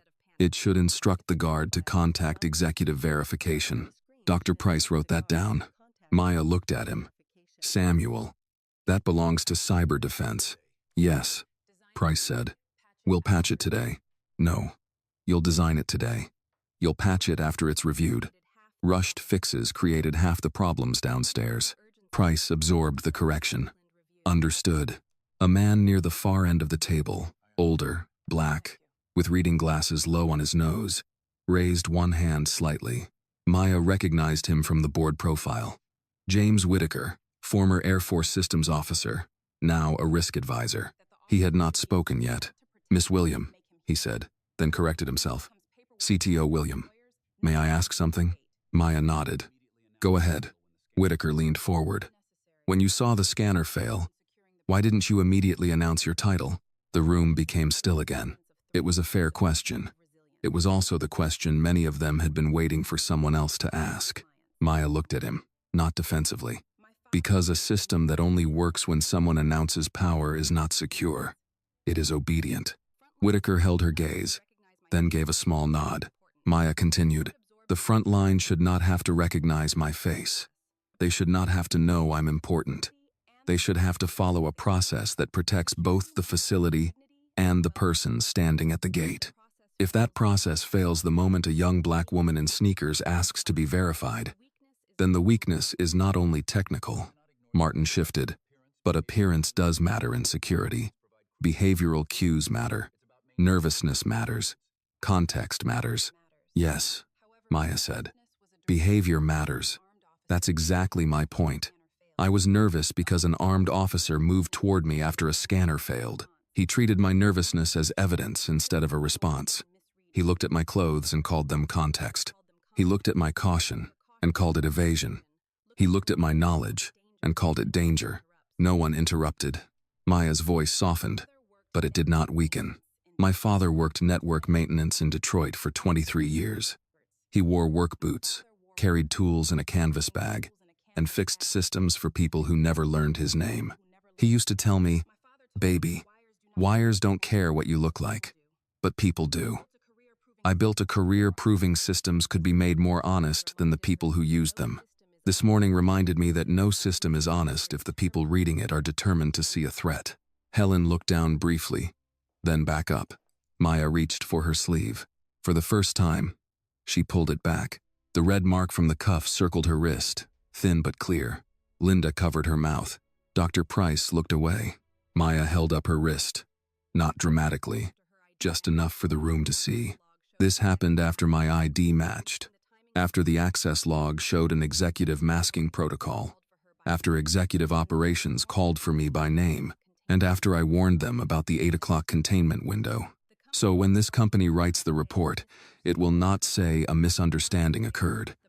It will say the process failed, the people failed, and the failure had a cost. Martin stared at the mark and said nothing. James Whitaker removed his glasses and set them on the table. That should be in the report exactly as stated. Helen nodded. It will be. Patricia returned from the back of the room. Logs are under legal hold. Right protection is being applied now. Gate 1 access authority is suspended, pending review. Maya gave a small nod. Good. Helen turned to the room. Then here is what happens next. CTO William leads the technical review. Dr. Price supports. Legal conducts a parallel investigation into the detention. Security operations reports directly to me until further notice. Officer Briggs will be referred to as department supervisor, and Aureon will provide the full record. Martin shifted again. Helen, we should be careful about creating exposure before we understand all facts. Helen looked at him. The facts are why we have exposure. That ended the objection. Maya let her sleeve fall back over her wrist. I want Officer Briggs included in the review. Several faces turned toward her. Price frowned. Maya, she looked at him, not to protect him, to make him hear it. If this becomes paperwork passed between lawyers, nothing changes at the gate. He needs to understand the difference between suspicion and verification. Whitaker nodded. That's leadership. Maya did not take the compliment. It's maintenance. Human systems need it too. Helen stood. Then let's move from review to repair. CTO William, you were brought here to upgrade Aureon's security architecture. It appears the first audit has already begun. A few people gave nervous laughs. Maya did not. She turned to Linda. Put up the next slide. Linda tapped her tablet. The screen changed to a new title. Human bias is a security risk. The words filled the wall. Maya stepped away from the podium and moved closer to the table. She did not want distance now. She wanted them to see her as a person, not a presenter. This will be the foundation of the upgrade, she said. Not just better encryption. Not just cleaner access logs. Not just new cameras. We are going to build a system that forces verification before escalation. If someone fails a scan, we do not ask first whether they look like they belong. We ask what the data says, who can verify, and what action protects both the facility and the dignity of the person involved. Patricia typed notes quickly. Dr. Price sat straighter. Whitaker watched Maya with quiet approval. Maya continued, every gate officer, guard, contractor, supervisor, and executive will be trained on this, including this board, especially this board, because culture does not start at the scanner. It starts in rooms like this, where people decide what matters enough to measure. Martin looked as if he wanted to object, but he did not. Helen Carter said, approved. Maya turned to her. I haven't shown you the budget. Helen's mouth curved, barely. Show me after lunch. That released the first real breath in the room. Maya closed her laptop and picked up the silver recovery key. Then I'll begin with Gate 1. That room is no longer a checkpoint. It is evidence. As the meeting broke, people did not rush toward her. That was good. She did not want a line of apologies formed by embarrassment. She wanted changed behavior formed by truth. James Whitaker approached last. He moved slowly. with the careful knees of a man who had spent years standing on flight lines and concrete floors. "My granddaughter is 28, he said. Software engineer in Atlanta. Smartest person I know. Still gets asked if she's there to take notes." Maya looked at him. Whitaker's jaw tightened. "I wish I could tell her it stops." Maya's expression softened. "Tell her it may not stop. Then tell her not to." He nodded, eyes bright but steady. "I will." Helen waited near the door. When the room had nearly emptied, she walked over to Maya. "You should know. I watched the last 30 seconds of the security room feed." Maya zipped the recovery key back into its case. "Then you know enough. I know you could have destroyed him." Maya looked toward the hallway. "That would have been easy. And you don't like easy." "No," Maya said. "Easy usually leaves the system broken." Helen studied her.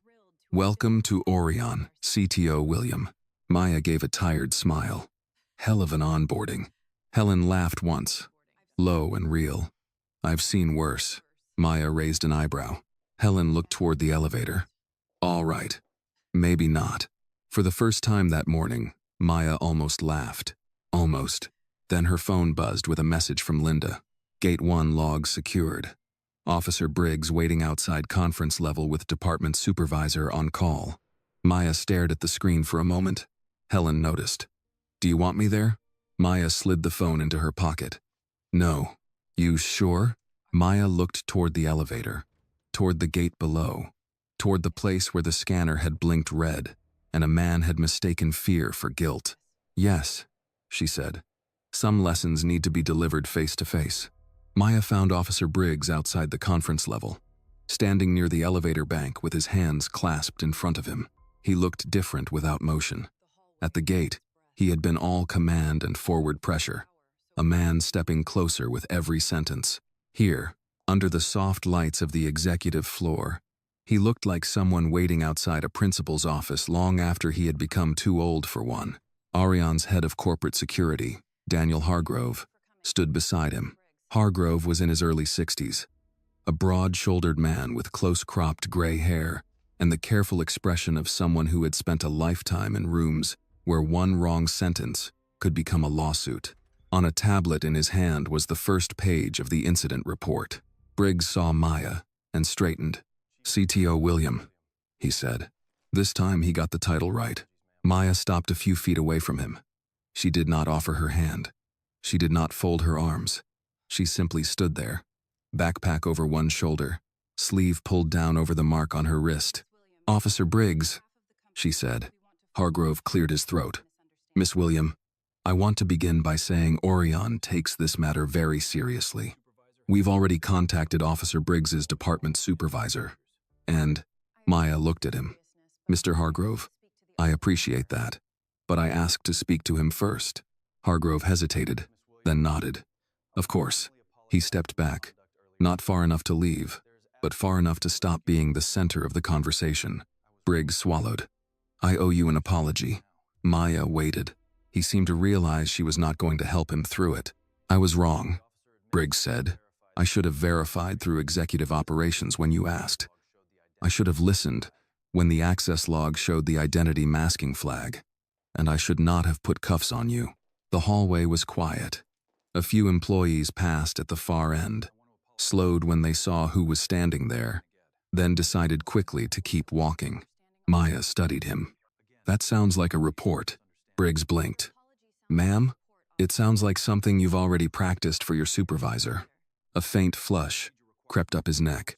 "I'm trying to take responsibility, then take it without hiding behind procedure." His mouth opened, then closed again. Maya stepped slightly closer. Her voice stayed low, but there was no softness in it now. "You were allowed to be cautious. You were allowed to question me. You were allowed to protect that gate. But that isn't where you failed." Briggs looked at her wrist, though the sleeve covered it. Maya noticed. "You failed when every piece of information that didn't fit your first assumption became suspicious to you. My ID was suspicious. My email was suspicious. My knowledge was suspicious. My phone policy was suspicious. My fear was suspicious." Briggs looked down. "No," Maya said. "Look at me." He did. You saw fear on my face and treated it as guilt. Do you understand what that means for people who have reason to be afraid of being misread? Briggs's jaw worked once. I didn't think of it that way. I know, Maya said. That was the problem. Hargrove shifted behind them, uncomfortable but silent. Maya continued. I need you to understand something. I have been the smartest person in rooms that still looked around me for someone in charge. I have been asked for coffee at meetings I was leading. I have been stopped at doors I designed the access rules for. So when that scanner turned red, I wasn't only afraid of a gate failure. I was afraid the people around that gate would turn the failure into a story about me. Briggs's face tightened. And you did, she said. He took that without defending himself. That mattered. Not enough, but it mattered. I'm sorry, Briggs said again, quieter this time. Not for the report. For that. Maya let the words sit. Then she asked, what did you think the new CTO would look like? Briggs looked caught. Hargrove's eyes moved to him. Maya did not blink. Answer honestly, or this conversation is useless. Briggs exhaled through his nose. Older. What else? He hesitated. Maya waited. He forced the words out. Probably a man.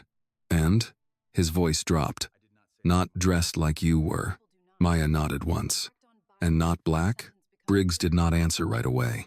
The silence answered first. Finally, he said. I didn't say that to myself. No, Maya said. Most people don't. They just act on it before the sentence becomes clear. The words struck him more deeply than accusation would have. He looked past her for a moment, toward the glass wall overlooking the facility grounds. From that height, Gate 1 looked small. The scanner looked like a harmless little post beside the road. Distance made everything seem cleaner. Maya turned slightly so he could see the same view. Down there, you had power. Up here, you have perspective. They don't feel the same, do they? No, Briggs said. Good. Remember that. Hargrove stepped forward carefully. Officer Briggs, your department supervisor is on the secure line. We'll need your statement. Briggs nodded, but his eyes stayed on Maya. Will you be part of the review? Yes. He looked uneasy. What happens to me? Maya's expression did not change. That is not mine alone to decide. I know. But if you're asking what I want, she said, I don't want a quiet memo and a transfer.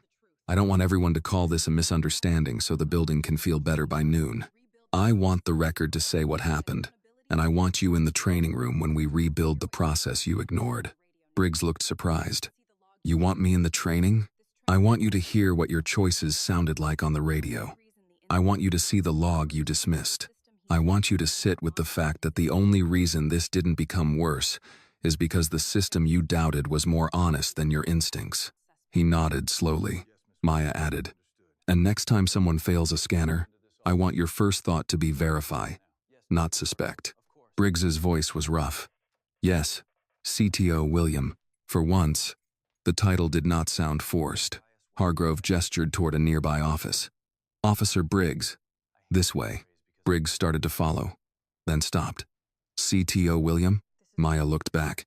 When you said bias wearing a badge, he said, I hated it. I know, because I knew it was true. Maya said nothing for a moment. Then she gave the smallest nod. That's where learning starts. Briggs walked into the office with Hargrove, and the door closed behind them. Maya stayed in the hallway alone. Through the glass, she could see Gate 1 below. A technician had opened the scanner panel. Marcus stood beside him with a clipboard. Ethan was near the booth, talking to Dr. Price, pointing at something on a tablet. The morning sun had climbed higher, brightening the steel fence that had refused her less than an hour earlier. Her phone buzzed. A text from Linda. Board reconvenes in 10. Coffee in the small lounge if you need it. Maya almost smiled. Coffee. The most ordinary American answer to crisis. Bad meeting? Coffee. Funeral reception? Coffee. First day as CTO after being detained at your own gate? Coffee. She typed back. Black. No sugar. Thank you. Then she leaned against the glass wall for just a second. Only a second. The wait came then, when no one was asking her to be composed. The red scanner. The cuff. The radio calling her subject. The way Briggs had said claims. The way she had stood still because moving wrong could turn a false suspicion into a real danger. She pulled back her sleeve and looked at the mark on her wrist. It was already fading at the edges. That angered her more than she expected. Some marks faded before the world admitted they had been made. The elevator opened behind her. James Whitaker stepped out, holding 2 paper cups of coffee. He paused when he saw her by the glass. Linda said black, no sugar, he said. Maya let her sleeve fall. Thank you. He handed her 1 cup and stood beside her. Not too close. For a while, both of them looked down at the gate. Whitaker said, "When I was a young lieutenant, I once walked into a command briefing and a colonel asked whose driver I was." Maya looked at him. He gave a tired smile. "I was the briefing officer." She breathed out softly. Not quite a laugh. Not quite a sigh. "What did you do?" she asked. "I gave the briefing," he said. "Then I made sure my name was on every page of it." Maya looked down at the coffee. Whitaker continued. "Doesn't make it right. Doesn't make it hurt less. But there are days when the work is the answer." Maya nodded. "And days when the answer has to become policy." "That too," he said. They stood quietly. Below, Ethan looked up toward the executive floor. He could not see her behind the reflective glass, but he seemed to sense someone was watching. Maya lifted her coffee slightly. A small salute no one but she could see. Whitaker noticed. "The young guard?" He checked the log. "Good. He was scared." Whitaker nodded. "Courage usually is." Maya took her first sip of coffee. It was too hot and a little bitter. Perfect. Linda appeared at the end of the hallway, tablet in hand. "CTO William?" "They're ready." Maya straightened. The tiredness did not leave. The anger did not leave either. But both found a place to stand behind her instead of in front of her. Whitaker stepped aside. "Go build your system." Maya adjusted the strap of her backpack and looked one last time at Gate 1. Then she turned toward the conference room. This time, every door opened before she reached it. Maya returned to the conference room with the coffee still warm in her hand and the mark on her wrist hidden beneath her sleeve. This time, the room stood before Helen Carter introduced her. Not all at once. It started with James Whitaker, who rose slowly from his chair at the far end of the table. Then Dr. Price stood. Then Linda, though she was not seated. One by one, the board members followed. Even Martin Caldwell pushed himself up with both hands on the table, his face stiff with discomfort. Maya did not mistake it for victory. Respect, offered after embarrassment, was still useful, but it was not the same as respect given before proof was demanded. She walked to the front, set the coffee beside her laptop, and waited until everyone sat. Helen remained standing. "We've had a difficult morning," she said. "But difficult mornings have a way of showing us what polished reports hide. CTO William will lead this session. I expect full attention, honest answers, and no defensive theater." Martin glanced down at his folder. Maya opened her laptop and brought up the facility map. Gate 1 appeared on the screen, marked in amber. Several access nodes were highlighted around it. "This is not a post-incident briefing," she said. "This is the beginning of the upgrade." Dr. Price sat straighter. Maya clicked to the next slide. A timeline appeared. 7:44 a.m. QR token scanned. 7:45 a.m. Local denial displayed. 7:51 a.m. Security room locked. 7:56 a.m. Executive operations requested status. 7:59 a.m. Recovery warning issued. 8 a.m. Containment simulation triggered. 8 a.m. Lockdown contained. No one spoke. Maya looked around the table. 8 minutes can save a building. 8 minutes can also expose a culture. Patricia Sloan, the general counsel, folded her hands. "The logs are preserved. Radio traffic too. Officer Briggs's department has been notified, and his supervisor is joining the review at 1 o'clock. Maya nodded. "Good. But I want to be clear about something. This company does not get to outsource the failure to Officer Briggs." Martin shifted. "He was the one who escalated." "Yes," Maya said.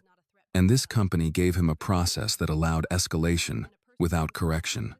A local terminal saw an executive masking protocol and gave a red denial with no actionable instruction.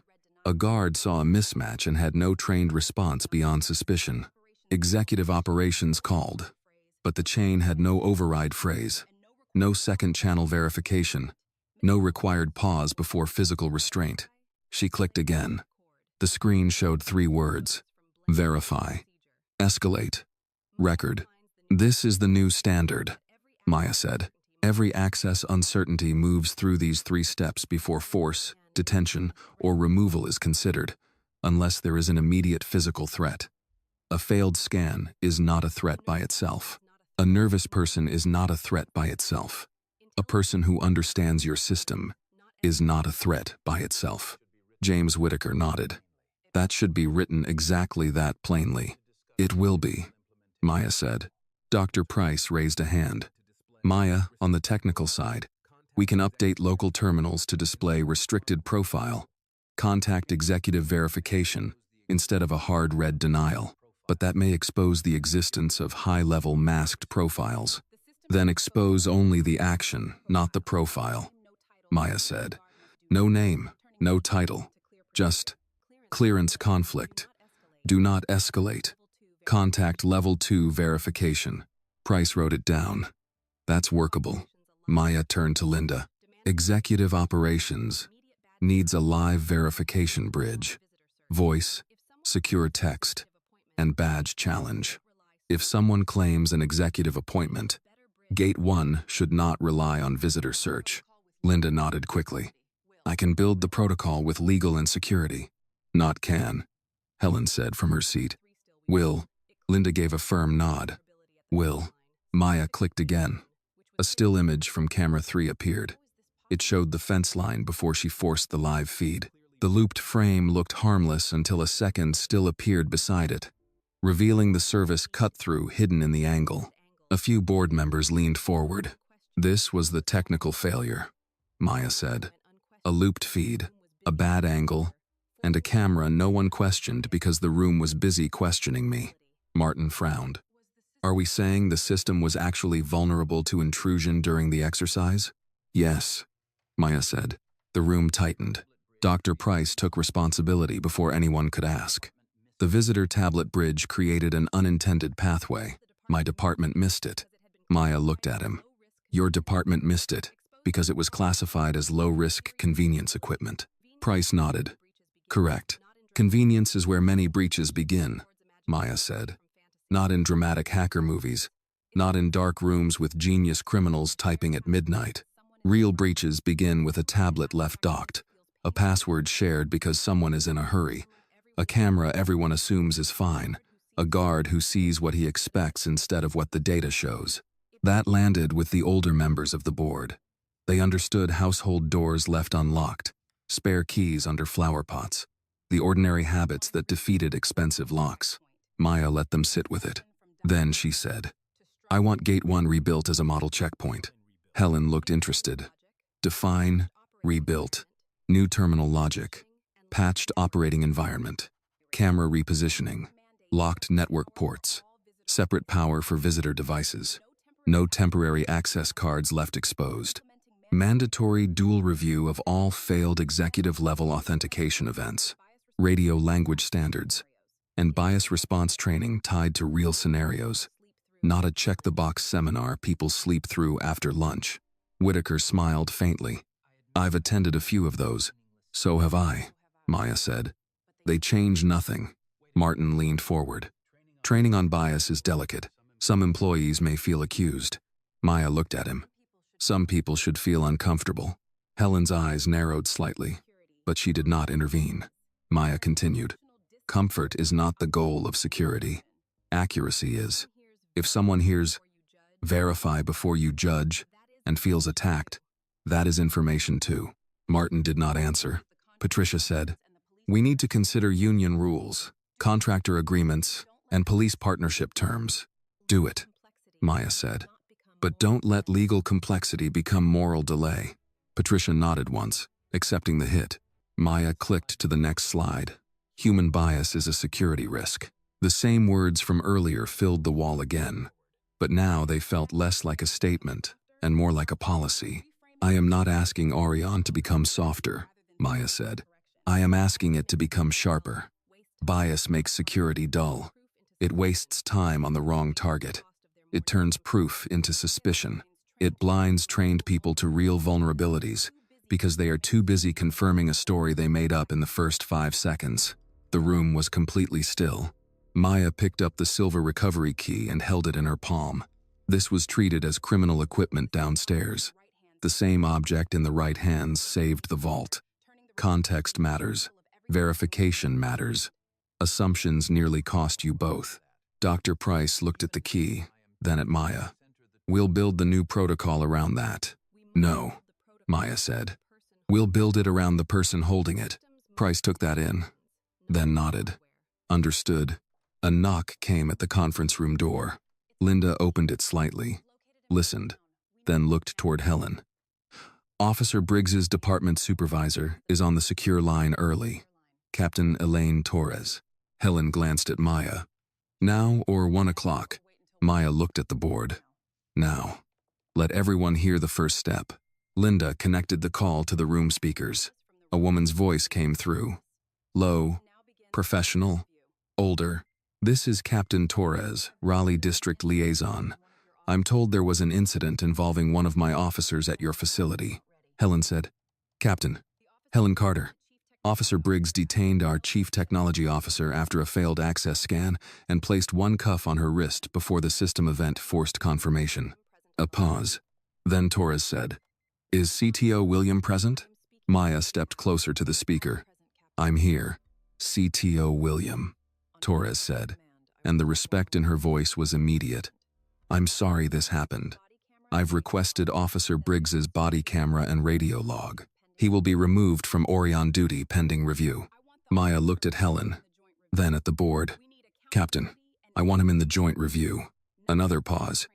You want him present? Yes. Not to defend himself. To learn from the record. Torres exhaled softly. That is more grace than most people would offer. It isn't grace, Maya said. It's system repair. Torres was quiet for a moment. Understood. I'll make it happen. The call ended. No one moved. Then Whitaker said, That phrase belongs in the final policy. What phrase? Martin asked. Whitaker looked at Maya. System repair. Maya closed the laptop halfway. Then write this too. Justice is not always loud. Sometimes it is a corrected report, a changed procedure, and a gate that opens for the person it once rejected. Helen Carter wrote the sentence down by hand on a yellow legal pad.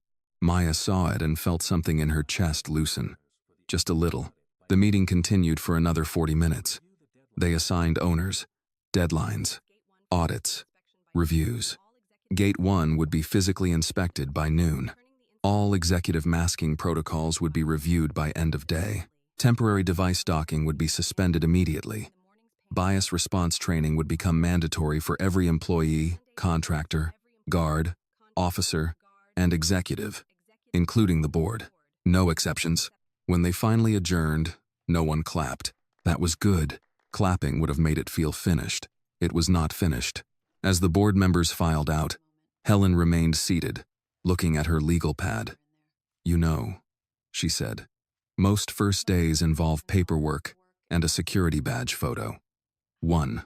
Maya looked at her. I did get the security part. Helen laughed under her breath. Dark sense of humor. Occupational necessity. Helen closed the pad. Your father would be proud. Maya paused. The words found a place she had not guarded well enough. She looked toward the window, toward the gate far below. He would have asked whether I fixed the problem. Helen stood. And did you? Maya picked up her backpack. No. I identified it. Helen walked with her toward the door. Then let's fix it. Downstairs, Gate 1 waited. The same scanner, the same booth, the same road. But now, Maya was no longer arriving from the outside. She was coming back with the authority to change what had kept her out. The elevator ride back to Gate 1 felt shorter than the ride up. Maya stood between Helen Carter and Dr. Price, her backpack over one shoulder, her coffee gone cold in her hand. No one spoke for the first few floors. The quiet was not empty. It was full of decisions that had just been made and consequences that had not yet arrived. When the elevator doors opened, the first thing Maya saw was the scanner. The panel had been opened. A technician knelt beside it with a diagnostic tablet balanced on one knee. A second technician stood near the fence line, adjusting the north camera with a long-handled tool. Marcus Reed was outside the guard booth with a clipboard, looking like a man who had been handed both a mop and a mirror. Ethan Cole stood beside Dr. Price's team, pointing to the access log on a tablet. Officer Briggs was not there. That helped, not because Maya wanted him gone forever, but because Gate 1 needed to be examined without the weight of his pride standing in the middle of it. Marcus saw Maya and straightened too quickly. CTO William. His voice cracked slightly on the title. Maya nodded. Marcus. Helen remained near the elevator doors, watching. Dr. Price moved toward the technician at the scanner, but Maya raised one hand. Samuel, wait. He stopped. Maya walked first to the scanner. The same small glass panel. The same steel post. The same machine that had flashed red and helped turn a woman into a suspect. The technician looked up. Ma'am, the local reader is functioning. The problem was in the display response layer. It received the executive masked token but returned a hard denial instead of an escalation prompt. Maya crouched beside him. Show me. He turned the tablet so she could see. Maya scanned the diagnostic report, then pointed to a line of code. There. That's the failure branch.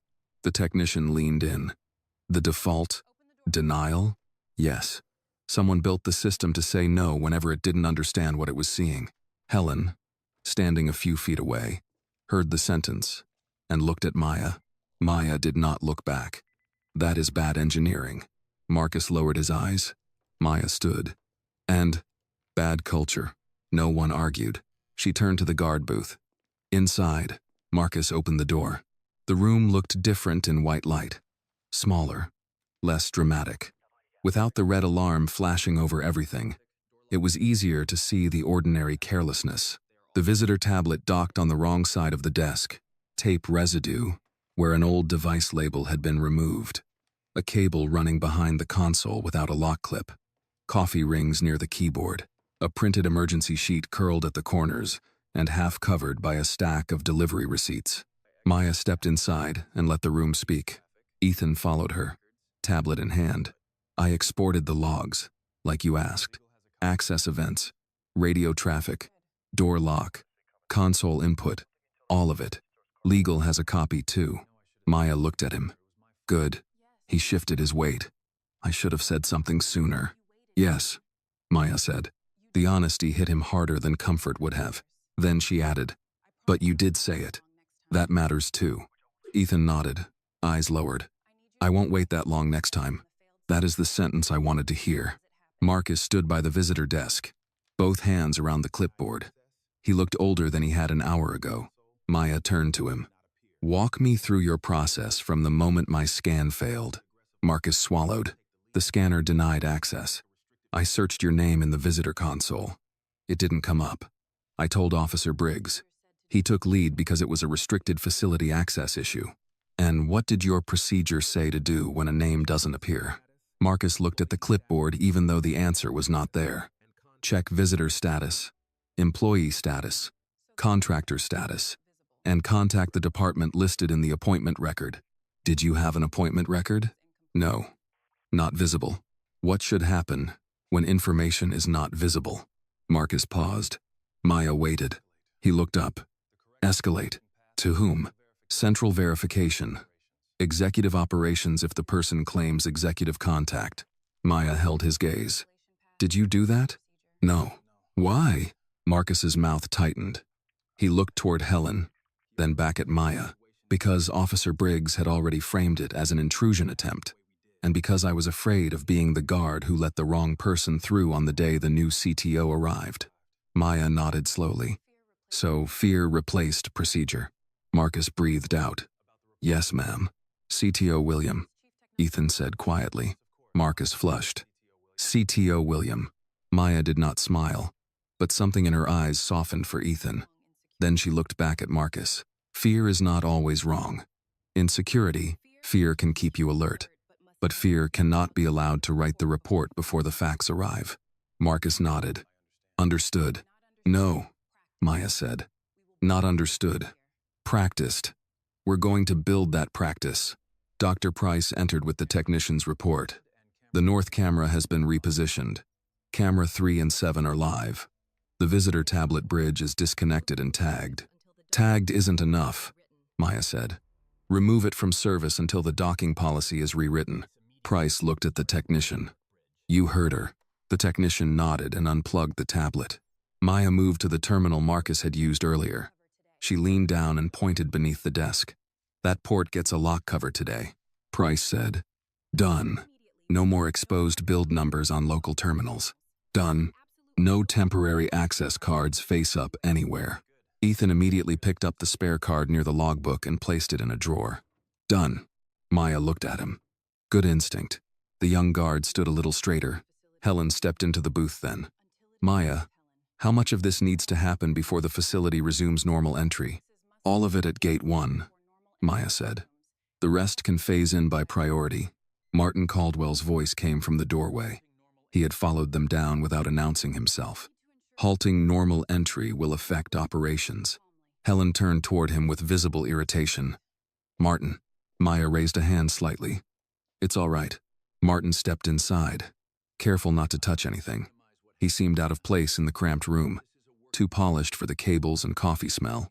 I'm not minimizing what happened, but this is a working facility. If every access point is slowed by second-level verification, we'll lose efficiency. Maya looked at the scanner through the window. This morning, efficiency almost helped you detain your CTO and lock your data vault. Martin stiffened. Maya continued, calm and direct. You are still thinking of speed as a business asset.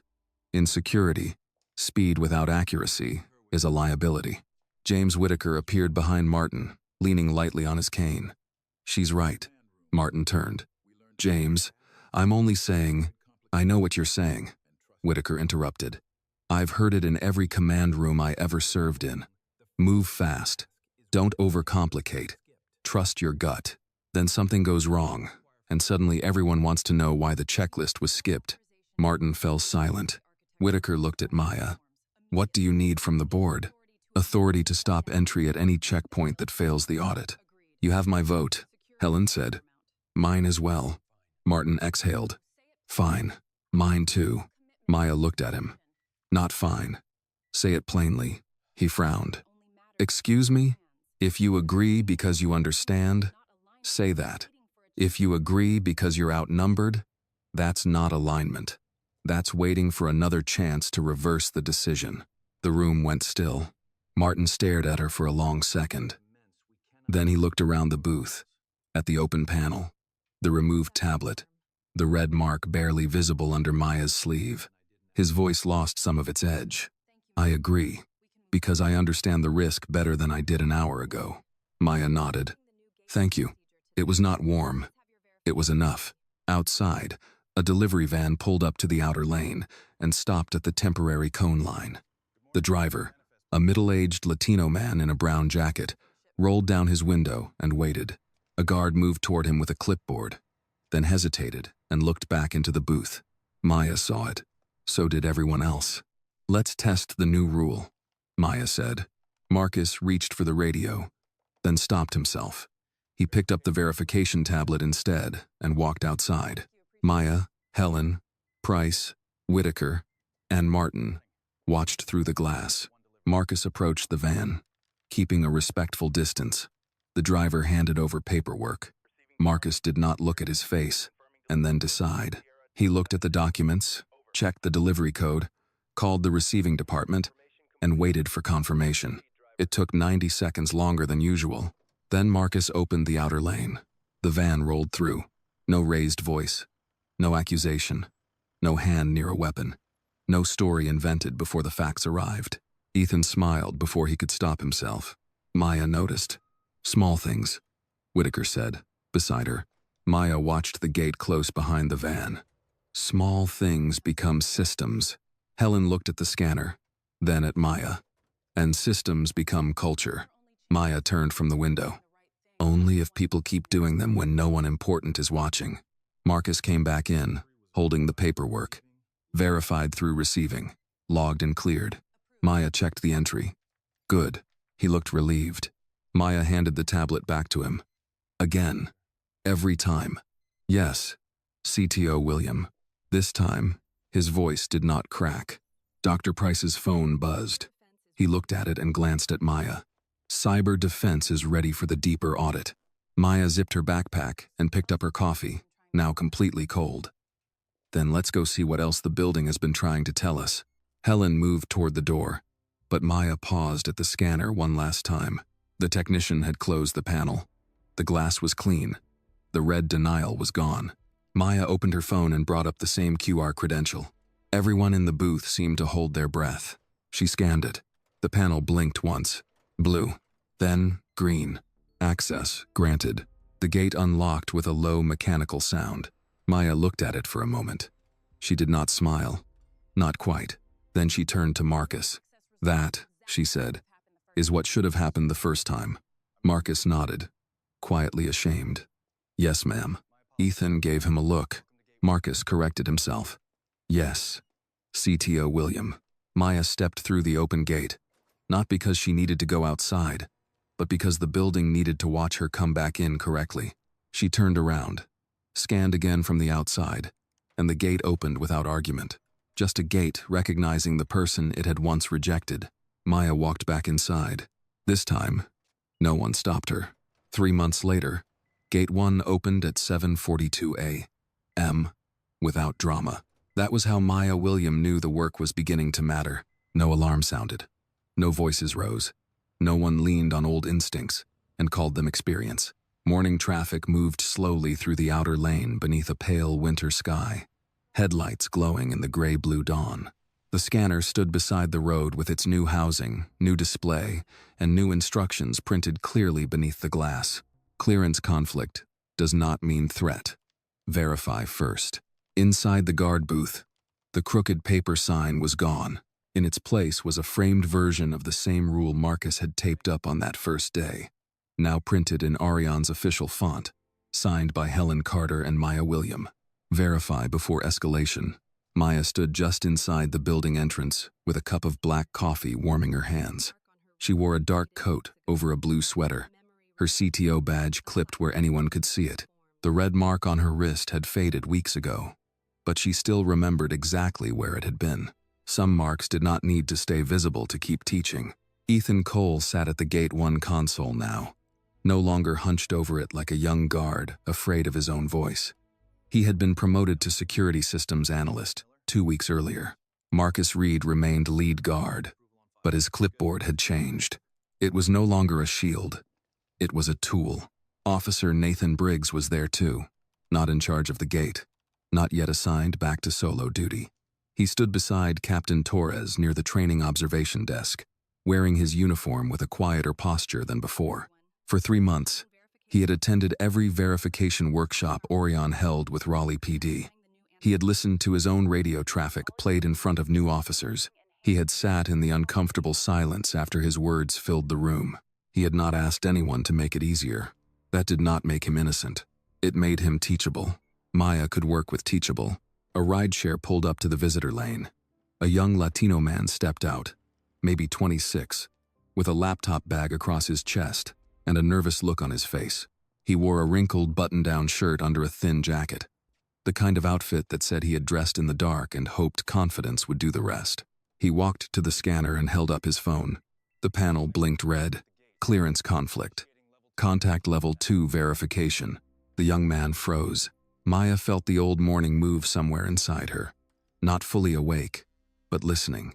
Ethan stood from the console. Marcus stepped to the window. Briggs's eyes lifted.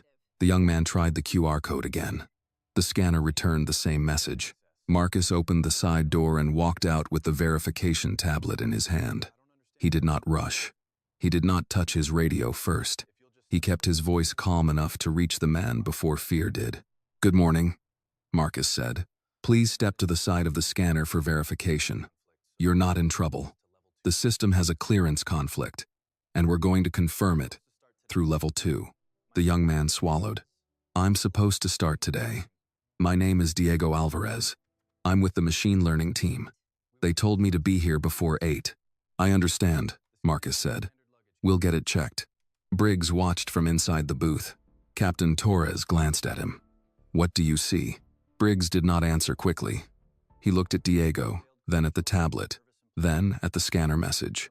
I see a failed credential, Briggs said. A nervous employee.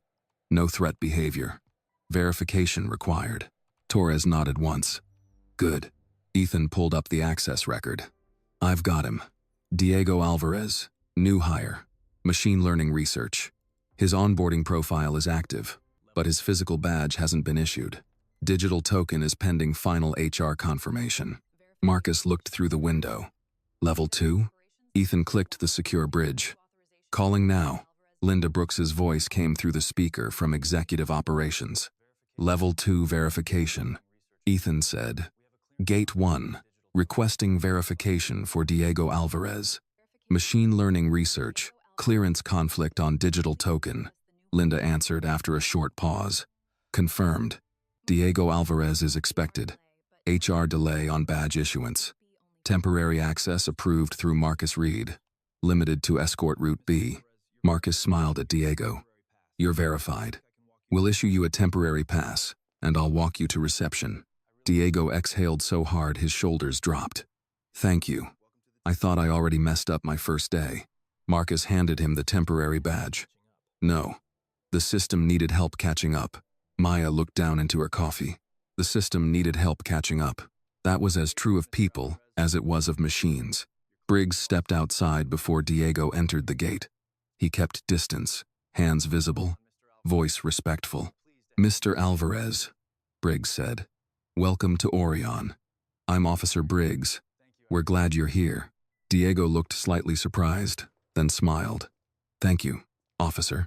The gate opened green. Access. Granted.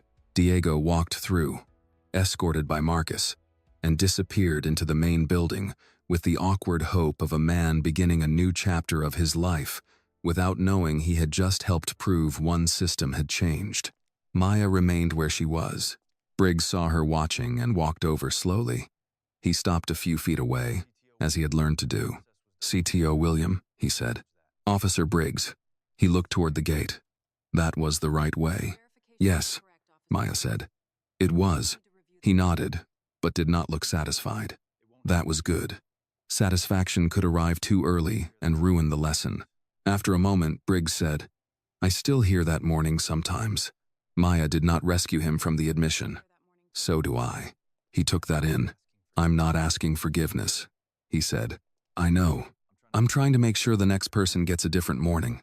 Maya looked at Diego through the glass as he reached the reception desk, where Linda greeted him with a tablet and a smile. That's the work, she said. Briggs nodded once. Yes, ma'am. Maya looked at him. He corrected himself, almost smiling but not quite. Yes, CTO William. She allowed the smallest smile. Better. Captain Torres called him back to the observation desk, and Briggs returned without another word. Helen Carter appeared beside Maya a moment later, carrying her own coffee. I saw the Alvarez verification. Maya kept her eyes on Gate 1. Clean process. Ethan's report said average verification time is up by 78 seconds, and false escalations are down to 0. Helen nodded. Worth the 78 seconds. Most dignity is. Helen looked at Maya then, and the two women stood quietly while the morning continued around them. Cars arrived, badges scanned. People passed through the gate. Some were executives in suits. Some were janitors in work jackets. Some were engineers with messy hair and too many cables in their bags. Some were contractors with accents. Some were new hires, too nervous to speak loudly. The system did not welcome all of them perfectly, but now, when it failed, the people around it knew failure was not permission to judge. By noon, Maya stood in the main auditorium before every Aureon employee who could attend in person, with hundreds more watching remotely. Behind her, the screen showed no network map, no code, no technical diagram. Only 5 words. Security without prejudice starts here. She looked out at the faces before her. Marcus near the side wall. Ethan in the second row. Doctor. Price with his notebook open, Helen Carter standing in the back, James Whitaker seated near the aisle, Captain Torres beside a group of officers, and Briggs at the end of that same row. Listening, Maya rested one hand on the podium. 3 months ago, she began. I arrived at this company through Gate 1. I had the right name, the right appointment, the right authority, and the right recovery key. But the system failed to recognize me, and people allowed that failure to become a judgment. No one moved. I am not telling this story so anyone can feel sorry for me, she continued. I am telling it because a company that protects advanced technology must also protect truth, and truth requires courage before comfort. She looked toward Marcus and Ethan. Security is not suspicion. Security is disciplined verification. It is the humility to admit what you do not know. It is the patience to check before you accuse. It is the strength to protect a facility without stripping dignity from the person standing at the gate. A few people lowered their eyes. Maya let her voice soften. Many of us have spent our lives being asked to prove we belong in rooms we helped build. But the future cannot be protected by systems that only recognize power when it looks familiar. Helen's face tightened with emotion, but she did not look away. Maya looked across the room one last time. So this is our policy, and more than that, our promise. We verify first. We escalate only on evidence. We record the truth. We repair what failed. And when the next person arrives at the gate looking nothing like what we expected, we do not make them smaller to make ourselves feel safe. She paused. We opened the right door. For a moment, the auditorium was silent. Then James Whitaker stood. Ethan stood next. Marcus followed. Soon the room rose, not in the easy applause of ceremony, but with the sober respect of people who understood they had been given work to carry. Maya stepped back from the podium and looked at Gate 1 on the live monitor near the side wall. A woman in a wheelchair had just rolled up to the scanner. Her badge failed. Marcus stepped outside with the tablet, smiled, and pointed her gently toward the verification lane. No alarm. No accusation. No story written too soon. Maya watched the process unfold and felt, at last, something near peace. Not because the world had become fair, because one gate had learned better, and sometimes justice began exactly there. The lesson of this story is that true security is not built on suspicion, but on fairness, patience, and verification. Maya Williams' experience reminds us that bias can hide behind uniforms, procedures, and technology if people refuse to question their own assumptions. A failed system should never become an excuse to judge someone's worth, identity, or right to belong. Real justice begins when we choose truth over fear, dignity over pride, and accountability over silence. Thank you for staying with this story until the very end. If it touched your heart, I would truly love to hear your thoughts on the storytelling, the emotional pacing, or whatever stayed with you after listening. Every comment you share helps make the next stories more honest, moving, and meaningful. And if you have a powerful or meaningful story of your own, please do not hesitate to send it to the channel. It may become the next story to touch and inspire thousands of others. This video is a work of fiction created with the assistance of artificial intelligence. All characters, events, and situations are not real and do not represent any actual people or true stories. The content is intended for storytelling and emotional illustration only.